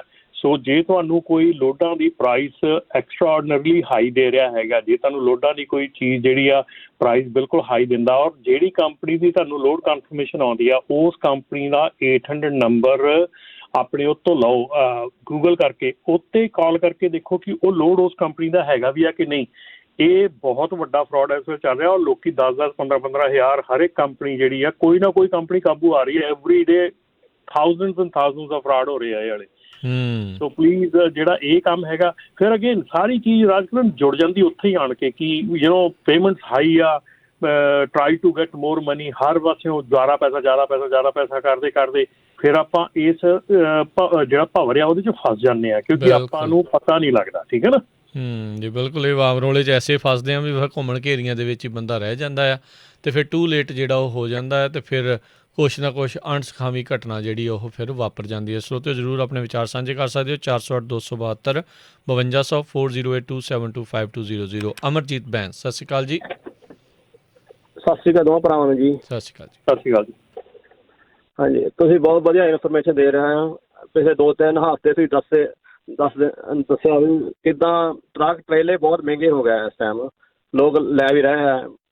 ਫਿਰ ਦੇਖੋ, ਪਹਿਲੀ ਗੱਲ ਚੀਜ਼ ਮਹਿੰਗੀ ਲੈਣੀ ਪਹਿਲਾਂ, ਫਿਰ ਉੱਪਰੋਂ ਇੰਟਰਸਟ ਦਾ ਦੇਣਾ ਵਾਧੂ। ਜਾਂ ਤੁਸੀਂ ਦੱਸਿਆ ਵੀ 2 ਹਫ਼ਤੇ ਪਹਿਲਾਂ ਵੀ ਕਈ 20% ਇਸ ਟਾਈਮ ਦੇ ਰਹੇ ਹੈ, 20% ਦਿੰਦੇ ਆ ਇੰਟਰਸਟ ਲੋਨਾਂ 'ਤੇ। ਮਗਰੋਂ ਦੇਖੋ ਕਿੰਨਾ ਘਾਟਾ ਪੈਣਾ ਜੇ ਤੁਸੀਂ ਇਕੁਇਪਮੈਂਟ ਲਈ 50-60 ਹਜ਼ਾਰ ਵਾਧੂ ਮਹਿੰਗੀ, ਸਾਨੂੰ ਐਟ ਦਾ ਐਂਡ ਸਾਨੂੰ ਲੱਖ ਦਾ ਘਾਟਾ ਪੈਣਾ। ਦੇਖੋ ਇੰਨੀ ਚੀਜ਼ ਮਹਿੰਗੀ ਹੋ ਰਹੀ ਹੈ ਇਸ ਟਾਈਮ। ਸੋ ਬਹੁਤ ਸੋਚ ਕੇ ਸਮਝ ਕੇ ਗੱਲ ਕਰਨੀ ਚਾਹੀਦੀ ਆ, ਕੰਮ ਕਰਨਾ ਚਾਹੀਦਾ ਜੀ। ਜੀ ਥੈਂਕ ਯੂ ਅਮਰਜੀਤ ਜੀ, ਥੈਂਕ ਯੂ। ਥੈਂਕ ਸਤਿ ਯੂ, ਸ਼੍ਰੀ ਅਕਾਲ ਜੀ। ਮਿਹਰਬਾਨੀ ਜੀ। ਜੀ ਸ਼ੁਕਰੀਆ ਜੀ। ਅਤੇ ਆਪਣੇ ਨਾਲ ਅਗਲੇ ਕਾਲਰ ਨੇ ਜਗਰੂਪ ਸਿੰਘ ਜੀ। ਸਤਿ ਸ਼੍ਰੀ ਅਕਾਲ ਜੀ। ਹਾਂਜੀ ਵੀਰ ਜੀ, ਸਤਿ ਸ਼੍ਰੀ ਅਕਾਲ ਦੋਨਾਂ ਵੀਰਾਂ ਨੂੰ ਜੀ। ਸਤਿ ਸ਼੍ਰੀ ਅਕਾਲ ਜੀ। ਬਿਲਕੁਲ ਵੀਰ ਜੀ, ਜਿਸ ਵਿਸ਼ੇ ਤੋਂ ਤੁਸੀਂ ਚਿੰਤਾ ਕਰਦੇ ਹੋ ਮੈਂ ਵੀ ਅਕਸਰ ਹੀ ਆਪਣੇ ਵੀਰਾਂ ਜਿਹੜੇ ਵੀ ਨਵੇਂ ਮੁੰਡੇ ਟਰੱਕ ਲਾਈਨ 'ਚ ਆਉਣਾ ਚਾਹੁੰਦੇ ਆ, ਗੱਲਬਾਤ ਕਰੀ ਦੀ ਆ, ਵਿਚਾਰ ਸਾਂਝੇ ਕਰੀ ਦੀ ਆ ਵੀ ਬਹੁਤ ਚੀਜ਼ਾਂ ਨੂੰ ਪਹਿਲਾਂ ਤੁਸੀਂ ਫਿਗਰ ਆਊਟ ਕਰੋ ਕਿ ਤੁਹਾਡੇ ਖਰਚੇ ਕੀ ਆ। ਮੋਸਟਲੀ ਆਪਣੇ ਬੰਦੇ ਕੀ ਕਰਦੇ ਨੇ, 2 ਚੀਜ਼ਾਂ ਕੱਢਦੇ ਆ ਕਿ ਜੀ ਇੰਨੀ ਇੰਸ਼ੋਰੈਂਸ ਜਾਣੀ ਹੈ, ਇੰਨੀ ਪੇਮੈਂਟ ਜਾਣੀ ਹੈ ਅਤੇ ਬਾਕੀ ਬਚ ਗਏ ਨੇ, ਹੈ ਨਾ। ਰਾਜਕਰਨ ਜੀ ਇਸ ਤੋਂ ਬਿਨਾਂ ਵੀ ਬਹੁਤ ਖਰਚੇ ਹੁੰਦੇ ਆ। ਸਾਡੀ ਟਰੱਕ ਪਾਰਕਿੰਗ ਦਾ ਖਰਚੇ ਦਿਨੋਂ ਦਿਨ ਵੱਧ ਰਹੇ ਆ। ਸਾਡੀਆਂ ਜਿੱਥੇ ਇੰਸ਼ੋਰੈਂਸ ਆ ਵਧੀਆ ਲਾਇਸੈਂਸ ਪਲੇਟਾਂ ਨੂੰ ਕੋਈ ਗਿਣਦਾ ਹੀ ਨਹੀਂ, $250 ਉਹ ਪਰ ਮੰਥ ਪੈਣਾ ਹੁੰਦਾ। ਫਿਰ ਟਰੱਕਾਂ ਦੀ ਮੇਨਟੇਨੈਂਸ, ਆਪਾਂ ਗੱਲ ਟ੍ਰੇਲਰਾਂ ਦੀ ਕਰਦੇ ਹਾਂ। ਮੈਂ ਨਾ ਐਸੇ ਸਾਲ 4 ਟ੍ਰੇਲਰ ਨਵੇਂ ਲਏ ਅਤੇ 4 ਟ੍ਰੇਲਰਾਂ ਦੇ ਅਲਾਈਨਮੈਂਟ 'ਚ ਪ੍ਰੋਬਲਮ ਆਈ। ਮੇਰੇ ਟਾਇਰ ਤਕਰੀਬਨ 3 ਮਹੀਨਿਆਂ 'ਚ ਉੜ ਗਏ। ਸੋ ਜੇ ਟਾਇਰਾਂ ਦੀ ਘਸਾਈ ਚੱਲੀਏ, ਜੇ ਅਸੀਂ ਮਿਡਵੈਸਟ ਤੱਕ ਜਾਂਦੇ ਹਾਂ, $800 ਤੋਂ ਲੈ ਕੇ $1000 ਜੇ ਨੋਰਮਲ ਵੀ ਵਧੀਆ ਟਾਇਰ ਚੱਲਣ ਪਰ ਮੰਥ ਘਸਾਈ ਪੈਂਦੀ ਹੈ, ਜਿਹੜੀ ਮੇਨਟੇਨੈਂਸ 'ਚ ਕੋਈ ਗਿਣਦਾ ਨਹੀਂ। ਬ੍ਰੈਂਡ ਨਿਊ ਟਰੱਕ ਟ੍ਰੇਲਰਾਂ ਦੀਆਂ ਰਿਪੇਅਰਾਂ ਇੰਨੀਆਂ ਨਿਕਲਣ ਲੱਗ ਗਈਆਂ ਕਿ ਕਈ ਚੀਜ਼ਾਂ ਇਹਨੇ ਉਹ ਕਹਿੰਦੇ ਅਸੀਂ ਤਾਂ ਵਾਰੰਟੀ 'ਚ ਕਵਰ ਨਹੀਂ ਹੈਗੀਆਂ, ਜਾਂ ਕਈ ਵਾਰ ਬਾਹਰੋਂ ਕਰਾ ਲੈਂਦੇ ਹਾਂ, ਹੁਣ ਉਹ ਨਹੀਂ ਵਾਰੰਟੀ 'ਚ ਕਵਰ ਹੁੰਦੀਆਂ। ਜਿਹੜੀ ਚਿੰਤਾ ਤੁਸੀਂ ਵਿਚਾਰ ਰਹੇ ਹੋ ਉਹ ਤਾਂ ਬਹੁਤ ਮਤਲਬ ਇੱਕ ਮਾਈਨਰ ਗੱਲਾਂ ਨੇ ਵੀ ਜਿਹੜੀਆਂ ਹਰ ਇੱਕ ਬੰਦੇ ਨੂੰ ਪਤਾ ਹੋਣਾ ਚਾਹੀਦਾ। ਇਹ ਤੋਂ ਬਿਨਾਂ ਡਰਾਈਵਰ ਵੀਰ ਆ ਜਿਹੜੇ ਕਿ ਅੱਜ ਦੀ ਘੜੀ ਉਹ ਡੀਜ਼ਲ ਨਹੀਂ ਦੇਖ ਕੇ ਪਾਉਂਦੇ, ਰੇਟ ਡਰਾਈਵਰੀ ਦੇ ਹਰ ਰੋਜ਼ ਵੱਧ ਰਹੇ ਨੇ। ਪਰ ਜਦੋਂ ਉਹੀ ਵੀਰ ਨੂੰ ਆਪਾਂ ਗੱਲ ਕਰਦੇ ਹਾਂ ਵੀ ਵੀਰ ਜੀ ਆਪਾਂ ਡੀਜ਼ਲ ਦੇਖੀਏ, ਮੇਰੇ ਟਰੱਕਾਂ ਦੇ ਵਿੱਚ ਜਿੱਥੇ 1700 ਦਾ ਸਿਆਲਾਂ 'ਚ ਡੀਜ਼ਲ ਲੱਗ ਰਿਹਾ ਸੀ, 2700 ਦਾ ਲੱਗਣ ਲੱਗ ਗਿਆ ਪਰ ਟ੍ਰਿਪ। ਇੰਨੇ ਡੀਜ਼ਲ ਦੇ ਰੇਟ ਵੱਧ ਗਏ ਆ। ਸੋ ਜੇ ਇੱਕ ਟਰੱਕ 4 ਗੇੜੇ ਲਾ ਰਿਹਾ, 4000 ਵੱਧ ਗਿਆ। ਅਸੀਂ ਸਿਰਫ ਇਕੱਲਾ ਲੋਡ ਦਾ ਰੇਟ ਦੇਖੀ ਜਾਂਦੇ ਹਾਂ। ਲੋਡ ਦੇ ਰੇਟ ਵੀ ਬੈਕ ਮੁੜ ਪਏ, ਪਰ ਠੀਕ ਆ ਉਹ ਅੱਗੇ 1 ਮਹੀਨੇ ਲਈ ਵੱਧਦੇ ਸੀ, ਐਕਚੁਅਲੀ ਉਹ 2-2.5 ਮਹੀਨਿਆਂ ਲਈ ਉਹ ਲੰਮਾ ਸਮਾਂ ਚੱਲ ਗਿਆ ਪੀਰੀਅਡ। ਪਰ ਕੀ ਉਹ ਪੂਰਾ ਸਾਲ ਚੱਲਣਗੇ? ਪਰ ਖਰਚੇ ਤਾਂ ਸਾਡੇ ਪੂਰੇ ਸਾਲ ਲਈ ਵੱਧ ਗਏ ਨਾ। ਮੈਂ ਖੁਦ ਵੀ ਟਰੱਕ ਚਲਾਉਂਦਾ ਵਾ। ਮੈਂ ਇਹ ਨਹੀਂ ਕਹਿੰਦਾ ਕਿ ਡਰਾਈਵਰਾਂ ਨੂੰ ਪੈਸੇ ਨਹੀਂ ਸਾਡੇ ਵੀਰਾਂ ਨੂੰ ਬਣਨੇ ਚਾਹੀਦੇ ਜਾਂ ਓਨਰ ਆਪਰੇਟਰਾਂ ਨੂੰ ਨਹੀਂ ਬਣਨੇ ਚਾਹੀਦੇ। ਕਿਤੇ ਨਾ ਕਿਤੇ ਸਾਡੇ ਡਿਸਪੈਚਰਾਂ ਤੋਂ ਲੈ ਕੇ ਓਨਰ ਆਪਰੇਟਰ ਡਰਾਈਵਰ ਸਾਡਾ ਤਾਲਮੇਲ ਘੱਟ ਗਿਆ। ਆਪਸ ਵਿੱਚ ਇੱਕ ਦੂਜੇ ਨਾਲ ਵਰਕ ਕਰਦੇ ਹੋਏ ਵੀ ਖੁੰਦਕ ਦੇ ਨਾਲ ਕੰਮ ਕਰਦੇ ਆ। ਓਨਰ ਆਪਰੇਟਰ ਡਿਸਪੈਚਰਾਂ ਨੂੰ ਗਾਲਾਂ ਕੱਢ ਰਿਹਾ, ਡਿਸਪੈਚਰ ਉੱਧਰ ਕੱਢ ਰਿਹਾ, ਡਰਾਈਵਰ ਕੰਪਨੀ ਦਾ ਕੰਮ ਕਰ ਰਿਹਾ। ਬਸ ਸਾਡੇ 'ਚ ਨਾ ਕਿਤੇ ਮੈਨੂੰ ਇਹ ਲੱਗਦਾ ਕਿ ਇਨਸਾਨੀਅਤ ਖਤਮ ਹੁੰਦੀ ਜਾ ਰਹੀ ਆ। ਅਸੀਂ ਆਪਣੇ ਭਾਈਚਾਰਕ ਤੌਰ 'ਤੇ ਉਹ ਕੰਮ ਕਰਨਾ, ਅਸੀਂ ਉਹਨੂੰ ਪਿਆਰ ਕਰਨਾ, ਅਸੀਂ ਕੰਮ ਨੂੰ ਅਸੀਂ ਇੱਕ ਬਸ ਜਿਵੇਂ ਕਹਿ ਲਓ ਵੀ ਮਸ਼ੀਨਰੀ ਟਾਈਪ ਬਣ ਗਏ ਆ। ਪੈਸੇ ਦਾ ਹੀ ਹਰ ਪਾਸੇ ਮੈਨੂੰ ਨਜ਼ਰੀਆ ਜਿਹੜਾ ਲੋਕਾਂ ਦਾ ਜ਼ੋਰ ਚੱਲ ਰਿਹਾ। ਹੁਣ ਪਿੱਛੇ ਲਾ ਲਓ ਵੀ ਤੁਸੀਂ ਲੌਗ ਬੁੱਕਾਂ ਦੀ ਗੱਲ ਤੁਸੀਂ ਕਰਦੇ ਹਟੇ ਹੋ। ਜਦੋਂ ਲੌਗ ਬੁੱਕਾਂ ਪਹਿਲੀ ਵਾਰ ਲੱਗੀਆਂ ਨੇ 2018 'ਚ ਜੀ, ਰਾਈਟ, ਉਸ ਟਾਈਮ ਸਿੱਧੀ 33-35 ਸੈਂਟ ਤੋਂ ਜਾ ਕੇ 45 ਸੈਂਟ 'ਤੇ ਤਨਖਾਹ ਚਲੀ ਗਈ। ਡਰਾਈਵਰਾਂ ਦੇ 10 ਸੈਂਟ ਵੱਧ ਗਏ। ਕਿਉਂ ਵਧੇ? ਕਿਉਂਕਿ ਕਹਿੰਦੇ ਵੀ ਜੀ ਲੋੜਾਂ ਦੇ ਰੇਟ ਵੱਧ ਗਏ। ਅਸੀਂ 1 ਮਹੀਨੇ 'ਚ ਲੌਗ ਬੁੱਕਾਂ ਨਾਲ ਹੇਰਾਫੇਰੀ ਕਰਨੀ ਸਿੱਖ ਲਈ ਅਤੇ ਲੋਡ ਲੈਣ ਲੱਗ ਗਏ। ਲੋੜਾਂ ਦੇ ਰੇਟ ਘੱਟ ਗਏ, ਬੈਕ ਆ ਗਏ ਅਤੇ ਅੱਜ ਤੱਕ ਪੇ ਨਹੀਂ ਘਟੀ। ਉਹ ਸਾਰੇ ਜਿਹੜੇ ਵੀ ਪਰਸੈਂਟੇਜ ਆ ਉਹ ਵਿੱਚੋਂ ਚਲੇ ਗਏ, ਹੈ ਨਾ। ਸੋ ਗੱਲ ਇਹ ਆ ਵੀ ਜੇ ਉਹੀ ਚੀਜ਼ ਡਰਾਈਵਰ ਵੀਰ ਇਹ ਸੋਚਣ ਵੀ ਸਾਡੇ ਨਾ ਦਿਮਾਗ 'ਚ ਬੈਠ ਕੇ ਅਸੀਂ ਕੀੜੇ ਕਿੰਨੇ ਲਾਉਣੇ ਆ, ਚਾਹੇ ਉਹ ਓਨਰ ਆਪਰੇਟਰ ਆ ਚਾਹੇ ਡਰਾਈਵਰ ਆ। ਅਸੀਂ ਇਹ ਨਹੀਂ ਸੋਚਦੇ ਵੀ ਸਾਨੂੰ ਇਨਕਮ ਕਿੰਨੀ ਚਾਹੀਦੀ ਆ। ਕਿਉਂ ਨਹੀਂ ਅਸੀਂ ਜੇ 4 ਗੇੜਿਆਂ ਦੀ ਜਗ੍ਹਾ 3 ਗੇੜੇ ਲਾ ਕੇ ਹੀ ਸਾਨੂੰ ਪੈਸੇ ਇਨਫ ਬਣਨ ਅਤੇ ਸਾਡੀ ਪੇ ਮੈਂ ਕਹਿੰਦਾ ਡਰਾਈਵਰਾਂ ਨੂੰ ਵੀ 60 ਸੈਂਟ ਦੀ ਜਗ੍ਹਾ 80 ਸੈਂਟ ਤੱਕ ਜਾਣ, ਓਨਰ ਆਪਰੇਟਰ ਨੂੰ ਵੀ ਬਣਨ, ਜੇ ਕੋਈ ਕੰਪਨੀ ਆ ਉਹਨੂੰ ਵੀ ਬਣਨ। ਅਸੀਂ ਉਹ ਸਰਕਲ ਖਰਾਬ ਕਰਕੇ ਬ੍ਰੋਕਰੇਜ ਨੂੰ ਦੇਤਾ, ਨਹੀਂ ਨਾ ਕਿ ਆਪਣੇ ਆਪ ਦੇ ਵਿੱਚ ਉਹਨੂੰ ਸੰਭਾਲਣਾ ਸੀ। ਇਹ ਸਿਸਟਮ ਇੱਕ ਬਹੁਤ ਵਿਗੜ ਚੁੱਕਿਆ। ਆਪਾਂ ਵਿਚਾਰਾਂ ਕਰਕੇ ਐਜੂਕੇਟ ਕਰ ਰਹੇ ਹਾਂ ਲੋਕਾਂ ਨੂੰ, ਪਰ ਚਲੋ ਬਹੁਤ ਮਿਹਰਬਾਨੀ ਜੀ ਤੁਸੀਂ ਲੱਗੇ ਹੋਏ ਹੋ। ਪਰ ਇਸ ਵਿਸ਼ੇ 'ਤੇ ਨਾ ਸਾਨੂੰ ਸੋਚਣਾ ਪੈਣਾ ਜੀ। ਮੈਂ ਤਾਂ ਇਹ ਰਿਕੁਐਸਟ ਕਰਦਾ ਸਾਰੇ ਵੀਰਾਂ ਨੂੰ ਜ਼ਰੂਰ ਧਿਆਨ ਦਿਓ, ਕੁਛ ਨਾ ਕੁਛ ਬੈਠ ਕੇ ਵਿਚਾਰਨ ਵਾਲੀਆਂ ਗੱਲਾਂ ਨੇ। ਓਕੇ ਜੀ, ਥੈਂਕ ਯੂ ਜਗਰੂਪ ਜੀ। ਜੀ ਬਿਲਕੁਲ ਜੀ, ਰਾਜਕਰਨ ਜਿਹੜੀ ਗੱਲ ਜਗਰੂਪਾ ਉਹਨਾਂ ਨੇ ਦੱਸੀ ਹੈ ਨਾ ਕਿ ਦੇਖੋ ਸਿਰਫ ਇੱਕ ਟਰੱਕ ਦੀ ਪੇਮੈਂਟ, ਡੀਜ਼ਲ ਦਾ ਖਰਚਾ ਨਹੀਂ ਹੈਗਾ, ਇਹ ਬਹੁਤ ਹੋਰ ਖਰਚੇ ਜਿਹੜੇ ਆ ਨਿੱਕੇ ਖਰਚੇ ਜਿਹੜੇ ਨਾਲ ਜੁੜੇ ਆ, ਜਿਹੜੇ ਐਡ ਅਪ ਹੁੰਦੇ ਆ। ਜੇ ਤੁਸੀਂ ਟਰੱਕਿੰਗ ਬਿਜ਼ਨਸ 'ਚ ਆਉਣਾ ਆ, ਇਹਨੂੰ ਚੰਗੀ ਤਰ੍ਹਾਂ ਸਮਝੋ। ਟਰੱਕਿੰਗ ਬਿਜ਼ਨਸ ਦਰਖਤ ਤੇ ਲੱਗੇ ਅੰਬਾਂ ਵਾਂਗੂ ਨਹੀਂ ਵੀ ਜਿੰਨੇ ਮਰਜ਼ੀ ਤੋੜ ਲਏ, ਠੀਕ ਹੈ ਨਾ। ਇਹ ਉਹ ਸੀਜ਼ਨਲੀ ਲੱਗਦੇ ਆ, ਹਾਂ ਨਹੀਂ ਉਹ ਫਿਰ ਸੀਜ਼ਨਲ ਹੀ ਹੈ ਨਾ, ਫਿਰ ਅੰਬਾਂ ਵਾਲਾ ਕੰਮ ਹੀ ਹੋ ਗਿਆ ਨਾ, ਵੀ ਮਤਲਬ ਸੀਜ਼ਨਲ ਕੰਮ ਆਏ। ਇਹ ਕੋਈ ਤੁਹਾਨੂੰ ਈਅਰ ਰਾਊਂਡ ਦੇਖਣਾ ਚਾਹੀਦਾ ਕਿ ਤੁਹਾਡੇ ਈਅਰ ਰਾਊਂਡ ਤੁਹਾਡੇ ਕਿੰਨੇ ਪਰ ਮਾਈਲ ਤੁਹਾਨੂੰ ਪੈਂਦੇ ਆ, ਕਿੰਨੇ ਤੁਹਾਡੇ ਖਰਚੇ ਪਰ ਮਾਈਲ ਆ, ਈਅਰ ਰਾਊਂਡ ਤੁਸੀਂ ਹਿਸਾਬ ਲਾਉਣਾ, ਇਹ ਸਾਰਾ ਕੁਝ ਦੇਖਣਾ ਪੈਣਾ। ਅਦਰਵਾਈਜ਼ ਜੇ ਤੁਸੀਂ ਨਹੀਂ ਦੇਖਦੇ ਤਾਂ ਦੈਨ ਅੱਜ ਵੀ ਗਏ ਕੱਲ੍ਹ ਵੀ ਗਏ। ਔਰ ਜਿਹੜੇ ਹਾਲਾਤ ਦੇ ਵਿੱਚ ਜਿੰਨੇ ਕੁ ਇਸ ਸਾਲ ਜੋ ਟਰੱਕਿੰਗ ਬਿਜ਼ਨਸ ਦੇ ਵਿੱਚ ਐਂਟਰ ਹੋਏ ਆ, ਔਰ ਜਿਹੜੇ ਹਿਸਾਬ ਨਾਲ ਐਂਟਰ ਹੋਏ ਆ, ਬਹੁਤ ਔਖਾ ਲੱਗਦਾ ਅੱਗੇ। ਜੀ ਬਿਲਕੁਲ ਰਮਨ ਜੀ, ਇਹ ਤਾਂ ਵੱਡੀ ਜਿਹੜੀ ਪ੍ਰੋਬਲਮ ਆ, ਜਿੱਦਾਂ ਹੁਣ ਦੱਸਦੇ ਵੀ ਨਵੇਂ ਟਰੱਕਾਂ ਦੇ ਮੇਨਟੇਨੈਂਸ ਦੇ ਖਰਚੇ ਜਿਹੜੀ ਇੰਨੀ ਕੁ ਜ਼ਿਆਦਾ ਜਿਹੜੇ ਉਹ ਵੱਧ ਚੁੱਕੇ ਨੇ। ਇੱਕ ਸਾਡੇ ਦੱਸ ਰਹੇ ਨੇ ਫੇਸਬੁੱਕ ਦੇ ਉੱਤੇ ਸੰਦੀਪ ਹੋਣੀ, ਕਹਿੰਦੇ ਵੀ ਇੱਕ ਵੀਡੀਓ ਦੇਖੀ, ਉਹ ਬੰਦਾ ਦੱਸ ਰਿਹਾ ਸੀਗਾ ਜਿਹੜਾ ਫਾਲਟੀ ਲੌਗ ਬੁੱਕ ਦੇ ਕਰਕੇ 6 ਮਹੀਨੇ ਦੇ ਲਈ ਉਹਦਾ ਲਾਇਸੈਂਸ ਸਸਪੈਂਡ, ਨਾਲੇ ਫੈਲਨੀ। ਅਤੇ ਫਿਰ ਹੁਣ ਦੇਖੋ ਫੈਡਰਲ ਫੈਲਨੀ, ਇਹ ਕੋਈ ਇਹਦੀ ਮੈਂ ਗੱਲ ਕਰ ਰਿਹਾ ਸੀਗਾ, ਇਹ ਫੈਡਰਲ ਫੈਲਨੀ ਔਰ ਇਹ ਵਰਕ ਪਰਮਿਟ ਵਾਲਾ ਬੰਦਾ ਆ। ਹੁਣ ਦੇਖੋ ਇਹਨੇ ਆਪਣਾ ਭਵਿੱਖ ਕਰ ਲਿਆ ਜੀ ਖਰਾਬ, ਆਪਣੇ ਪਰਿਵਾਰ ਦਾ ਭਵਿੱਖ ਕਰ ਲਿਆ ਜੀ ਖਰਾਬ। ਹੁਣ ਜਦੋਂ ਗ੍ਰੀਨ ਕਾਰਡ ਲਈ ਜਾਣਾ, ਉਹਨਾਂ ਕਹਿਣਾ ਵੀ ਤੇਰਾ ਤਾਂ ਗੁੱਡ ਕਰੈਕਟਰ ਨਹੀਂ ਆ। ਜੇ ਸਿਟੀਜ਼ਨ ਦੇ ਲਈ ਜਾਣਾ, ਉਹਨਾਂ ਕਹਿਣਾ ਤੇਰਾ ਤਾਂ ਗੁੱਡ ਕਰੈਕਟਰ ਨਹੀਂ ਆ, ਇਹ ਫੈਲਨੀ ਆ। ਫਿਰ ਹੁਣ ਇਹ ਨਹੀਂ ਪਤਾ ਵੀ ਵਕੀਲ ਦੇ ਥਰੂ ਵੀ ਬਣੂਗੀ ਨਹੀਂ ਬਣੂਗੀ। ਜੇ ਨਾ ਬਣੀ ਫਿਰ ਤਾਂ ਰਹਿ ਗਏ ਰੁਲਦੇ। ਫਿਰ ਉਹੀ ਗੱਲ ਵੀ ਆ ਕੇ ਇੱਥੇ ਵੀ ਖੱਟਿਆ ਤੇ ਕੀ ਖੱਟਿਆ।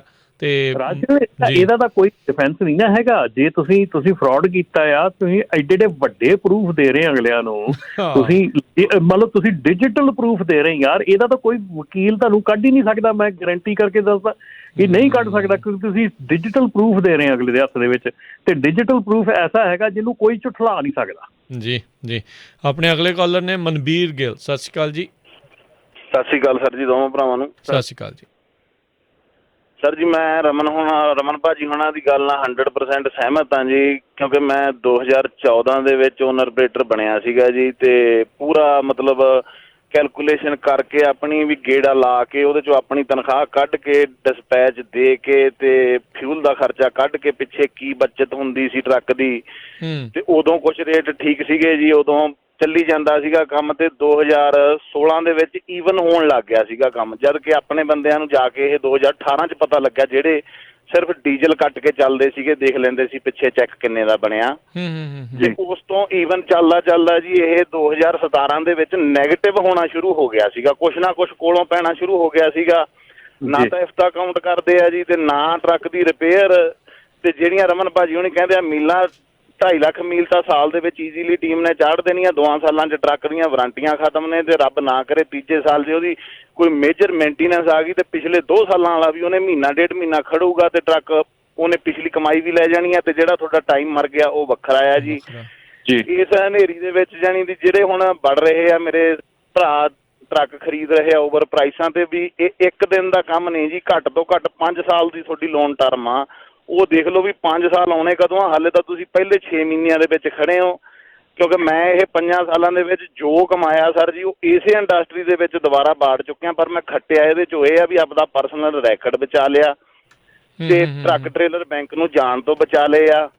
ਤੇ ਉਸ ਤੋਂ ਬਾਅਦ ਜੀ ਇੱਕ ਟਰੱਕ ਟ੍ਰੇਲਰ 2019 'ਚ ਰੋਲ ਓਵਰ ਹੋਇਆ ਸੀ, ਡਰਾਈਵਰ ਦੀ ਗਲਤੀ ਨਿਕਲੀ, ਪਿਛਲੇ ਨੇ ਆ ਕੇ ਮਤਲਬ ਨਿਊ ਮੈਕਸੀਕੋ ਗੈਲਪ ਹੋਇਆ ਸੀਗਾ ਜੀ, ਤੇ ਉਹਦੇ ਵਿੱਚ ਪਿਛਲੀ ਕੰਪਨੀ ਦਾ ਟਰੱਕ ਵੀ ਵੱਜਾ ਸੀ, ਉਹ ਵੀ ਨਵਾਂ ਮੁੰਡਾ ਸੀਗਾ। ਚਲੋ ਗਲਤੀ ਸਾਡੇ ਡਰਾਈਵਰ ਦੀ ਸੀਗੀ, ਜਿਹੜਾ ਮੇਰੇ ਇਹ ਸਾਰੀਆਂ ਪਤਾ ਮੈਂ ਸਰ ਜੀ ਜਦੋਂ ਬੰਦਾ ਲਾ ਅੱਜ ਕੱਟ ਰਹੀ ਹੈ ਤੁਹਾਡੀ ਮਨਵੀਰ ਜੀ। ਮੈਂ ਟ੍ਰੇਲਰ ਮੈਨੂੰ ਕਮਾ ਕੇ ਦਊਗਾ, ਤੇ ਉਹਦੇ ਵਿੱਚ ਮੈਂ ਵੀ 3 ਉਹਨਾਂ ਦੀ ਗੱਲਾਂ ਮੈਂ 100% ਸਹਿਮਤ ਹਾਂ। ਪਰ ਉਹਦੇ 'ਚ ਬਚਦਾ ਜੋ ਤੁਸੀਂ ਕਮਾ ਰਹੇ ਹੋ, ਤੁਹਾਡੇ ਟਰੱਕ ਟ੍ਰੇਲਰ ਵਾਲੀ ਕਮਾਈ ਹੈ ਜਿਹੜੀ, ਉਹ ਨਹੀਂ ਬਚਣੀ ਦੂਜਿਆਂ ਦੇ ਵਿੱਚ। ਤੇ ਪਲੱਸ ਉਹਦੇ ਕਲੇਮ ਜਦੋਂ ਇੰਸ਼ੋਰੈਂਸ ਨੇ ਫਾਈਟ ਕੀਤਾ ਜੀ, ਮੇਰੇ ਕੋਲ ਹੁਣ ਇੱਕੋ ਟਰੱਕ ਆ, ਮੈਂ ਇੱਕ ਰੋਲ ਓਵਰ ਹੋ ਗਿਆ ਸੀ, ਦੂਜਾ ਪੇ ਆਫ ਹੁੰਦੇ ਸੀ ਵੇਚ ਦਿੱਤਾ ਪਿਛਲੇ ਸਾਲ ਜੀ ਜੀ ਜੀ। ਤੇ ਉਸ ਤੋਂ ਬਾਅਦ ਜੀ ਹੁਣ ਉਹਦਾ ਜਿਹੜੀ $17,000 ਮੈਂ ਮਹੀਨੇ ਦੀ ਸਾਲ ਦੀ ਇੰਸ਼ੋਰੈਂਸ ਭਰਦਾ ਸੀਗਾ, ਉਹ ਹੁਣ ਜਦੋਂ ਇੰਸ਼ੋਰੈਂਸਾਂ ਨੇ ਫਾਈਟ ਕਰਕੇ ਕਲੇਮ ਡਿਕਲੇਅਰ ਹੋਏ ਆ ਸਾਰੇ, ਕਿਹਦਾ ਫਾਲਟ ਸੀ ਜਾਂ ਕਿਹੜੀ ਕੰਪਨੀ ਜਿੱਤ ਗਈ ਜਾਂ ਹਾਰ ਗਈ, ਉਹ ਹੁਣ ਮੈਨੂੰ ਇਸ ਵਾਰੀ ਖਮਿਆਜਾ ਜਿਹੜਾ ਭੁਗਤਣਾ ਪੈ ਰਿਹਾ ਪਰਸਨਲੀ। $42,000 ਸਾਲ ਦੀ ਇੰਸ਼ੋਰੈਂਸ ਆ ਜੀ, ਤੇ ਟਰੱਕ ਟ੍ਰੇਲਰ ਦੀ ਵੈਲਿਊ ਆ ਜਿਹੜੀ ਟਰੱਕ ਦੀ 35,000 ਤੇ ਟ੍ਰੇਲਰ ਦੀ 45,000 ਆ।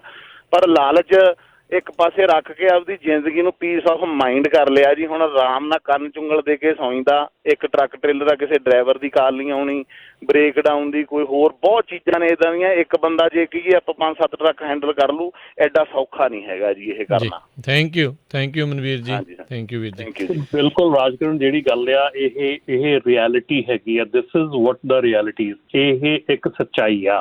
ਤੁਸੀਂ ਜਦੋਂ ਟਰੱਕਿੰਗ ਇੰਡਸਟਰੀ ਦੇ ਵਿੱਚ ਆਉਣੇ ਆ, ਟਰੱਕਿੰਗ ਇੰਡਸਟਰੀ ਦੇ ਵਿੱਚ ਓਲਾ ਬਹੁਤ ਜ਼ਿਆਦਾ ਹੈਗਾ, ਔਰ ਖਾਸ ਕਰਕੇ ਜਿਹੜਾ ਇਸ ਵੇਲੇ ਭਾਈ ਸਾਹਿਬ ਉਹਨਾਂ ਨੇ ਗੱਲ ਕੀਤੀ ਆ, ਔਰ ਜਿਹੜੇ ਪਹਿਲਾਂ ਵੀ ਆਪਣੇ ਜਗਰੂਪ ਨਹੀਂ ਗੱਲ ਕਰਕੇ ਗਏ ਆ, ਕਿ ਜਿਹੜੇ ਨਵੇਂ ਟਰੱਕ ਆ ਨਾ ਰਾਜਕਰਨ, ਇਸ ਵੇਲੇ ਤੁਸੀਂ ਡੀਲਰਸ਼ਿਪ ਤੇ ਟਰੱਕ ਲੈ ਜਾਓ, ਤੁਹਾਡਾ 2 ਹਫ਼ਤੇ ਤੋਂ 4 ਹਫ਼ਤੇ ਤੱਕ ਟਰੱਕ ਨਹੀਂ ਛੱਡਦੇ ਅਗਲੇ।